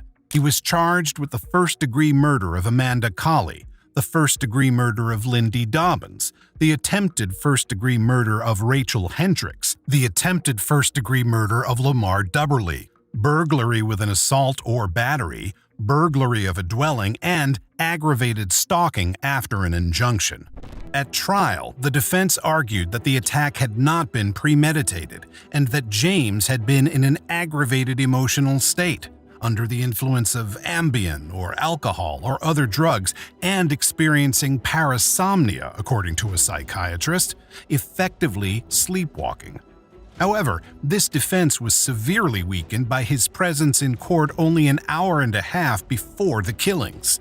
At this court hearing, he denied being under the influence of any intoxicants and responded sensibly and reasonably to the injunction proceedings. This undermined the defense's later case that because he had taken drugs and drunk alcohol the night before, alongside taking an Ambien to sleep, he was in an altered state.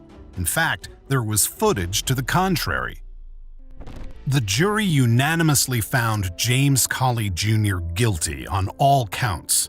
They also provided a unanimous recommendation for the death penalty based on 4 aggravating factors proven beyond reasonable doubt: that he was previously convicted of another capital or violent felony, which applied because he had committed multiple murders and attempted murders at once, that he committed the murders while also engaging in burglary, that each murder was especially heinous, atrocious, or cruel, and that he committed each murder coldly, callously, and with premeditation.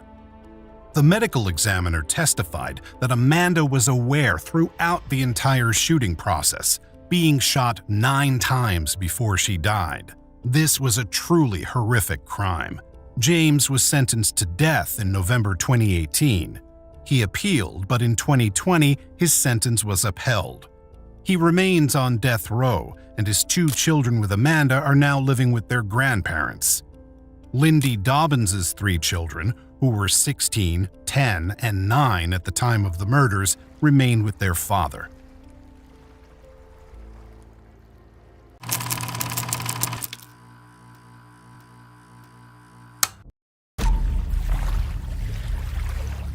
Early in December 2016, a girl's borrowed car was found left on the road beside a river.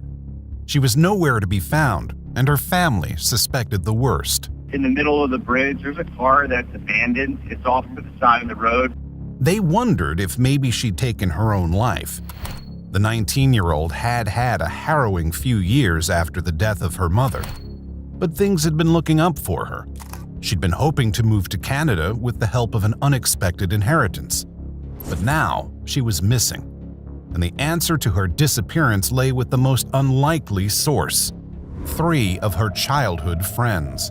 And the worst part is, we threw her off the bridge, and the body never showed up. A trip to the bank, a sting operation, and a confession. This is the harrowing story of the murder of Sarah Stern. Bro, this is like a fucking movie, bro. It started in the early hours of December 3rd, 2016, on the Jersey Shore. 911, where is the emergency? Okay, not an emergency. Actually on the Belmar Bridge, right after heading south in the middle of the bridge, there's a car that's abandoned. So what kind of car is it? Kind of looks like an old beat-up, light tan-colored, sedan. And what was your name, sir? It's okay. I'd just rather be anonymous. This is the voice of an Uber driver who'd been passing on the bridge and had noticed the stopped car. Was there anybody inside the vehicle? I looked, no. This was the bridge that connected Belmar and Neptune City in New Jersey, going over Shark River, a shallow inlet right on the brink of the Atlantic Ocean. It wasn't a place you just leave your car without a reason. And this 911 call raised alarm bells with the local police department. They sent an officer over to check out the scene. He found the car, an Oldsmobile 88, just as the caller had described it. Empty, with no sign of its driver, and the keys still in the ignition. When they ran the license plate, they found the car was registered to 96-year-old Lillian Stern. Lillian was the matriarch of a large family. She had 15 grandchildren, 19 great-grandchildren, and 6 great-great-grandchildren. One of these grandchildren was 19-year-old Sarah Stern, who frequently borrowed her car. With this information, the pieces rapidly came together. Sarah's father, Michael Stern, had been attempting to contact her all night since the evening of December 2nd. He was on vacation in Florida, and he had no idea where she was. The last Michael had heard from her had been a text on December 1st. He'd sent her a photograph of Cinderella's castle at Disney World, and she'd replied, "Wow, the castle looks so pretty with the lights." At just after 10:30 p.m. the next evening, he asked, "Sarah, are you up?" When she didn't respond, he began to get frantic. He sent a series of texts. "Sarah, what's going on? Grandma's trying to get in touch with you. Why is your phone off? Call me when you get this message." Sarah hadn't replied to a single one of these texts. Now, the car she'd been driving had been found abandoned on a bridge. It was clear that something had happened to her. Something bad. But what? The police spoke to her friends and family to try and understand her situation further. They spoke to her neighbors and discovered that she dropped off some personal items that same afternoon. "Can I bring my mother's stuff to your house?" Her mother had died 3 years earlier, so these were precious belongings indeed. It wasn't a good sign for Sarah's mental state. The police arrived at the house of one of her oldest friends, Liam McAtasney, at around 4 a.m. He'd known Sarah since they were both in first grade, meeting in Sunday school at the age of 6. It seemed logical that he could provide information as to her state of mind. What was her mindset last time you talked to her? I just know she's been trying to get away. She's been telling me she's going to Canada. Trying to get away, okay. Canada, she's been real depressed lately? Her dad is crazy. The police spoke to him once that morning and then again a few days later. They wanted to understand what was going on in her life, why she might have absconded, or worse. Does she ever talk about liking guys or... Not that I know of. Girls? No. She has been known to obsess over girls in the past, though. One of my ex-girlfriends, a few years ago, she was completely obsessed with her right around the time her mom had cancer and was dying. Liam revealed that Sarah had a troubled home life. In 2013, her mother had died of cancer. She was an only child, and this loss hit her hard in ways that Liam said made her act out. She just would always say stuff like, "Maggie, if you don't come here right now, I'm going to kill myself," or there have been multiple occasions where my ex-girlfriend Maggie has had to go to the Draper's house to help her with either her dad. I can't say for sure if her dad was going to do something, but there has been a few occasions where she said, "My dad's going to hurt me or I'm going to hurt myself" in the past. She didn't have a boyfriend. In fact, Liam suspected she was a lesbian. She's obsessed with these YouTubers, and most of them are known lesbians. So, I don't know if they were her role models. I don't know. I don't know if how her family would have taken it if she were to come out and say it. This trouble with her family was a through line, affecting everything else in her life. I've never known her to be able to hold a job. What about school? She just didn't even sign up for classes. You know why? Canada, I guess. She needs to get away. Go to Canada. Get away from her dad. Is she in Canada? I couldn't tell you. Liam implied she had a difficult relationship with her father, and that she'd been holding on to the idea of packing up and moving away to Canada to get away from everything. That she felt the need to escape. Had she abandoned her car on the bridge to make sure she wasn't followed when she left town? What's your relationship like with your dad? Not good. When you say not good, what do you mean? I can't say that anything's ever gotten violent, but I know that there's a lot of fighting all the time. When her mom died, she had money that was supposed to go to her, and her dad took that from her. Over the past few weeks, she's been just packaging things up in containers and moving them to other people's houses. I actually have some containers in my basement right now. Liam painted a picture of a girl trying to escape the grasp of a controlling, aggressive father. On the surface, in public, people know him as a very nice, friendly guy. And just from what Sarah told me, I think otherwise. Did she ever tell you that she loves her dad?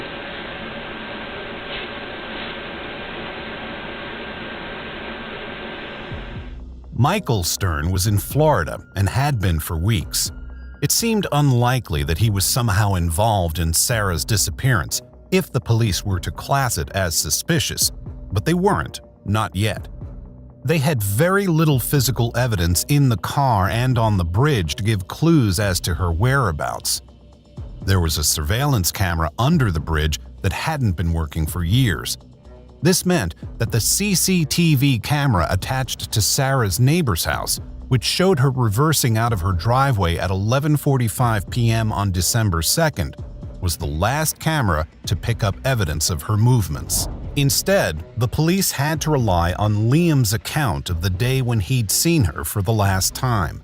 Called her initially, asked her if she wanted to get some food, sometime between 1 and 2 o'clock. Between 1 and 2? I went over. We initially wrapped up all of her stuff, put it in the containers. We ate the Taco Bell in her kitchen. You both were playing video games? Yeah. That's all you did up there in her bedroom? You stayed up there the whole time? I think we might have been in the living room. I don't know. We weren't in her room when I left. What kind of things were you talking about? Liam said he left that afternoon to go to work and never saw her again. The account matched with the neighbor's security camera, which picked him up leaving that afternoon, as he said. It wasn't much for the investigators to go on, even if they did find Liam's long silences significant. I want to give you the opportunity, okay? Yeah. To be ahead of all of this. If she provided you with information, if she told you something, if she told you that she was going somewhere, if she told you that she was going to do something, you need to tell us. Did she tell you she was going to jump off the bridge? No. If she had told me that she was going to jump off the bridge, there would have been no way that I could have gone to work that night. I went to work and I had one of the best nights of my life. I would not have been able to do that if I knew something. The last person to see Sarah alive, her childhood friend and closest confidant Liam, claimed he didn't know anything about her plans for that evening, if she'd made plans, either to run away to Canada or to do something worse. He worked as a server, and he said he'd gone to his shift as normal and earned a lot of money. But he did have one question for the investigators. If she did jump off the bridge, what are the odds that she's not somewhere all the way out in the ocean by now? Asking this question implied that Liam believed Sarah was in the water, that finding her would be a matter for a team of divers, not the Canadian police. He seemed to know more about her fate than he was saying, but he maintained that she hadn't told him anything. Sarah and Liam had known each other for 13 years. Sarah was born in March 1997 in Neptune City, where she'd lived all her life. She was artistic and athletic, and after graduating Neptune High School, she'd started at Brookdale Community College, majoring in art and TV production. She'd met Liam and his twin brother Seamus when they were all 6 years old, and the three became fast friends. They named their group The Squad, and for a while they did everything together, continuing to share classes in high school. On Liam's Facebook profile, he listed Sarah under the family section of his friends list, demonstrating just how close the two of them were. Bonds like that are often forged in difficult circumstances, and Liam had been friends with Sarah throughout her mom's cancer diagnosis, treatment, and eventual death. This also meant that he knew about her inheritance, or the lack of, as he said that Michael Stern had taken the money meant for Sarah. But it turned out this wasn't the only money. Liam said that Sarah had gone into the bank on December 2nd while he'd waited outside. Stay in the car? Yeah. What did she tell you she was stopping at the bank for? Something to do with her money. I don't know. She had found money in the Avon house a few months ago. And, she has a lockbox full of money in there. She said that it must have belonged to her mother. What she thought was her mom left it for her, hid it in the house, so if her dad were to take her money, she would still have money left for her by her mom. That's how much money? She said it could be from 20 grand to 100 grand. She wasn't sure. Well, she told me the condition of the money was pretty bad, like it was all stuck together. Well, it was old bills, so that could have been a reason for not knowing. Did she give you any of the money? No. This was Sarah's escape route, a secret stash of money that only a select few people knew about. It was her ticket to Canada and another life there. That she'd made the trip to the bank to withdraw her money on the day that she disappeared suggested that maybe she disappeared out of choice. Except for one thing, her dog, Buddy. There's absolutely nobody home. There's one dog, and the dog is in the cage. Well, the front door was unlocked. It wasn't open. It was just the house wasn't locked up. She was a devoted pet owner, and yet she'd left him in his cage at her house that night, which she'd left unlocked when her car had pulled out of the driveway at 11:45 p.m. Her dad was still in Florida, meaning there was no one to feed the dog once she was gone. This was out of character behavior, but not strong enough evidence to make a case. Liam's parents arranged for him to be represented by a lawyer, meaning the police couldn't speak to him any further. And as December stretched on towards Christmas, the search was called off. As Liam had said in his interview, if her body was in the river, it had likely been washed out to sea by now. Sarah Stern's disappearance was looking like it would never be solved. But in January 2017, the case would break wide open, thanks to another of Liam and Sarah's friends, a man named Anthony Curry. Anthony was another Jersey Shore native, a former classmate of Liam and Sarah's who was trying to break into the film industry. He'd spent Thanksgiving in November 2016, only a week before Sarah went missing, with Liam McAtasney, and they'd got talking about movies.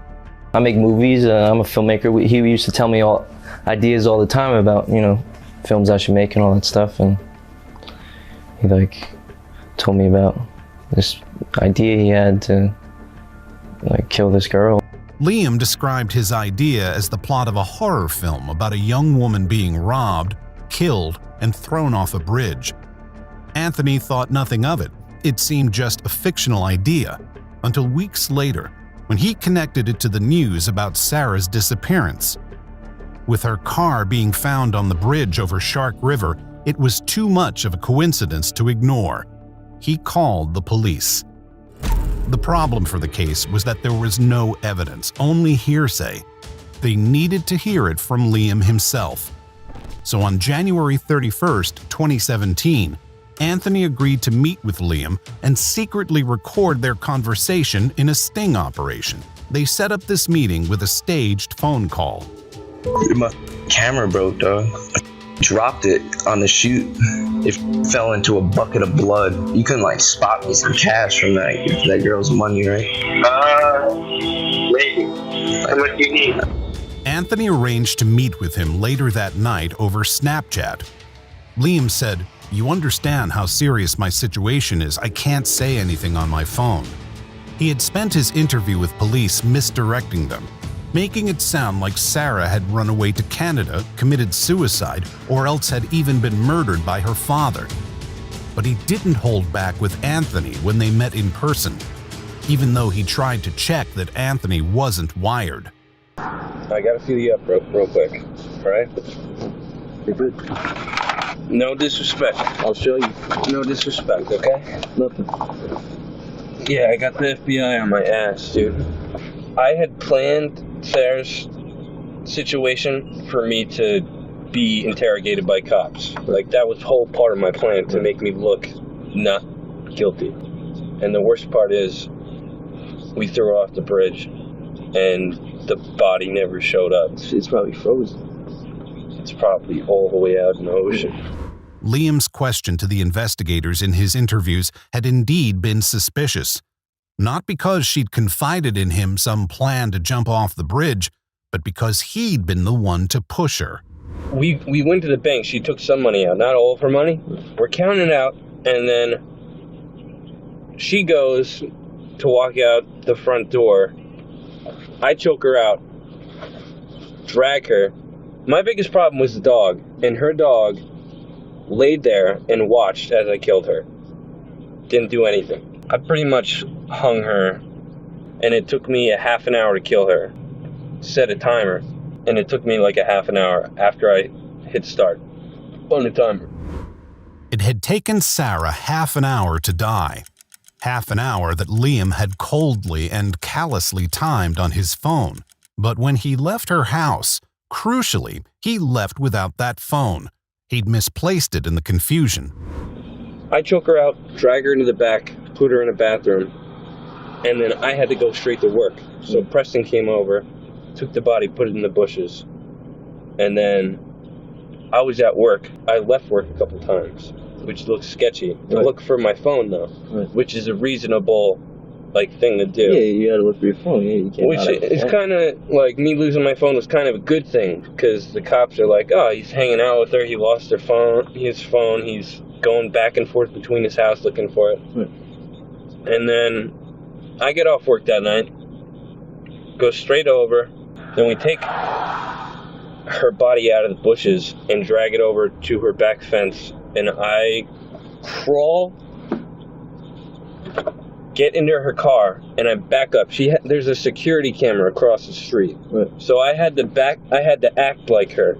Liam tried to avoid detection, going to work to give himself an alibi and trying to reverse Sarah's car out of her driveway in the same way that Sarah would have done. He communicated with his accomplice via walkie-talkie when they were driving. I got up on top of the bridge to throw her off. My plan was I was going to throw her off, run over, jump over the divider, and get into Preston's car. And then cars start coming up. I see headlights coming. I try to get her over, and I can't. He'd underestimated how much a human body weighed and how exposed he was on the bridge. It was in a panic that he finally got her over the barrier and into the water, to disappear without trace. He then escaped in his accomplice's car. But why? Why would he kill this girl who'd confided in him, who thought he was her friend? The worst part of it is, I thought I was walking out 50 grand, 100 grand in my pocket. She had one safe, and she took money out, and she only had 10 grand. And this money, I don't know if it was burnt or something. It's fucking old money, terrible quality. I didn't even get a quarter of it. So you only got 7 grand? Liam had killed her for money. The same money that he had mentioned in his interview, Sarah's money from her mom that she was using as her fund to go to Canada, was suddenly at the heart of this case. He spoke callously how he'd expected to make a larger profit out of her death. He was obsessed with protecting what he had and getting more money. First it was in my house for a long time, but then I stopped trusting Preston. Yeah, what's the deal with Preston? Did he end up helping you or not? Oh yeah. Dude, tonight we just tried to rob a drug dealer together. Liam named his accomplice, Preston Taylor. Preston was Liam's roommate, and he'd also gone to school with Anthony, Liam, and Sarah. He'd even been Sarah's date to the junior prom. But when Liam found out about Sarah's supposed windfall inheritance, possibly even $100,000, these long friendships became secondary. He and Preston only thought about one thing: how they could get their hands on that money. This recorded confession was the evidence the police department needed. The next day, February 1st, they arrested both Liam McAtasney and Preston Taylor. What we're most interested in knowing, not necessarily what happened, because we already know that. We want to know why it happened. All right? We want to know why Liam did what he did. What did he do? He killed Sarah. Okay? And we know you know that. Right? You know that. Correct? Yes. It didn't take much for Preston to admit to knowing everything. He confirmed what Liam had told Anthony, that they'd planned this for the money. Did he tell you ahead of time that he was going to do this? Yeah. How long do you think that he planned to do this? About a month. It wasn't too serious at first. The first time he told me about it, him and Sean came into Clancy's where I was working, and he just said, like, no intentions at this time, but Sarah just found a bunch of money, and that was it. And then it wasn't until about a month or two later he said that he was coming up with the idea, taking her out and then find somewhere to dispose of the body. They'd formulated this plan together over a series of months, taking pains to make sure it wouldn't lead to their discovery. But now this plan was falling apart because Preston was talking to the investigators, fully cooperating. He told them exactly how that fateful day, Friday, December 2nd, had gone down. And he went into the back door. Disposed of her body. Liam had lifted Sarah's body by the shoulders and gotten her partially up onto the curb, where I then grabbed her by the legs and hoisted her up onto the railing, and then I pushed her feet over so that she was going over the rest. She covered everything up. He'd done a pretty good job of convincing the cops, too. If Anthony hadn't come forward, Sarah's murder might have remained a disappearance or suspected suicide forever, thanks to Liam's misdirections. They both thought they'd gotten away with it. They did everything they could to divert suspicion, including attending vigils and helping with the search, all the time pretending they had no idea what had happened to Sarah. But in April 2017, they were both charged with felony murder in the first degree.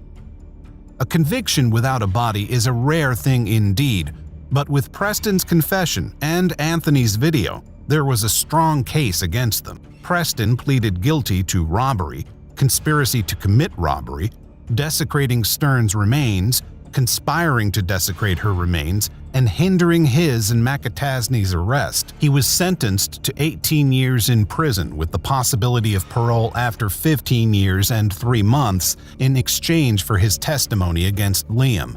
At his sentencing, Preston made a statement apologizing. I'm truly from the bottom of my heart sorry. Liam, however, had conveyed no remorse in the secret confession video and no remorse now. I don't feel any different, and I don't think about it. You always think you're going to try these new things and you're going to change, but it didn't change. It just doesn't do anything. In court, his argument was that in the video, he'd just been explaining the plot of a film to Anthony, that it had all been made up. There was little physical evidence after all, with Sarah's body having been washed out to sea. But there remained Liam's missing phone, which Sarah's family had found on her lawn the day after she was reported missing. The police discovered that its stopwatch function had been activated at 4:15 on December 2nd, when Liam had timed how long it took Sarah to die. The investigators had also found the safe buried at the park, containing the money they'd stolen, bills in a poor condition that matched the rest of the money still in Sarah's deposit box at the bank. The walkie-talkies Liam and Preston had used to coordinate were also submitted in evidence. As a result, the jury saw through Liam's defense. They found him guilty of first-degree murder, first-degree robbery, first-degree felony murder, second-degree conspiracy to commit robbery, second-degree disturbing or desecrating human remains, third-degree hindering, and fourth-degree tampering with physical evidence. He was sentenced to life without possibility of parole. He had murdered this girl he'd known since the age of 6, coldly and without remorse, for the sake of a few $1,000s. Now in their early 20s, he and Preston both remain in prison today after failed appeals, and Sarah's family continues to try to pick up the pieces. What do you think about this horrifying story? Let us know your thoughts in the comments below. Until next time, stay safe, keep up with our channel, and we will see you very soon on The Decoder.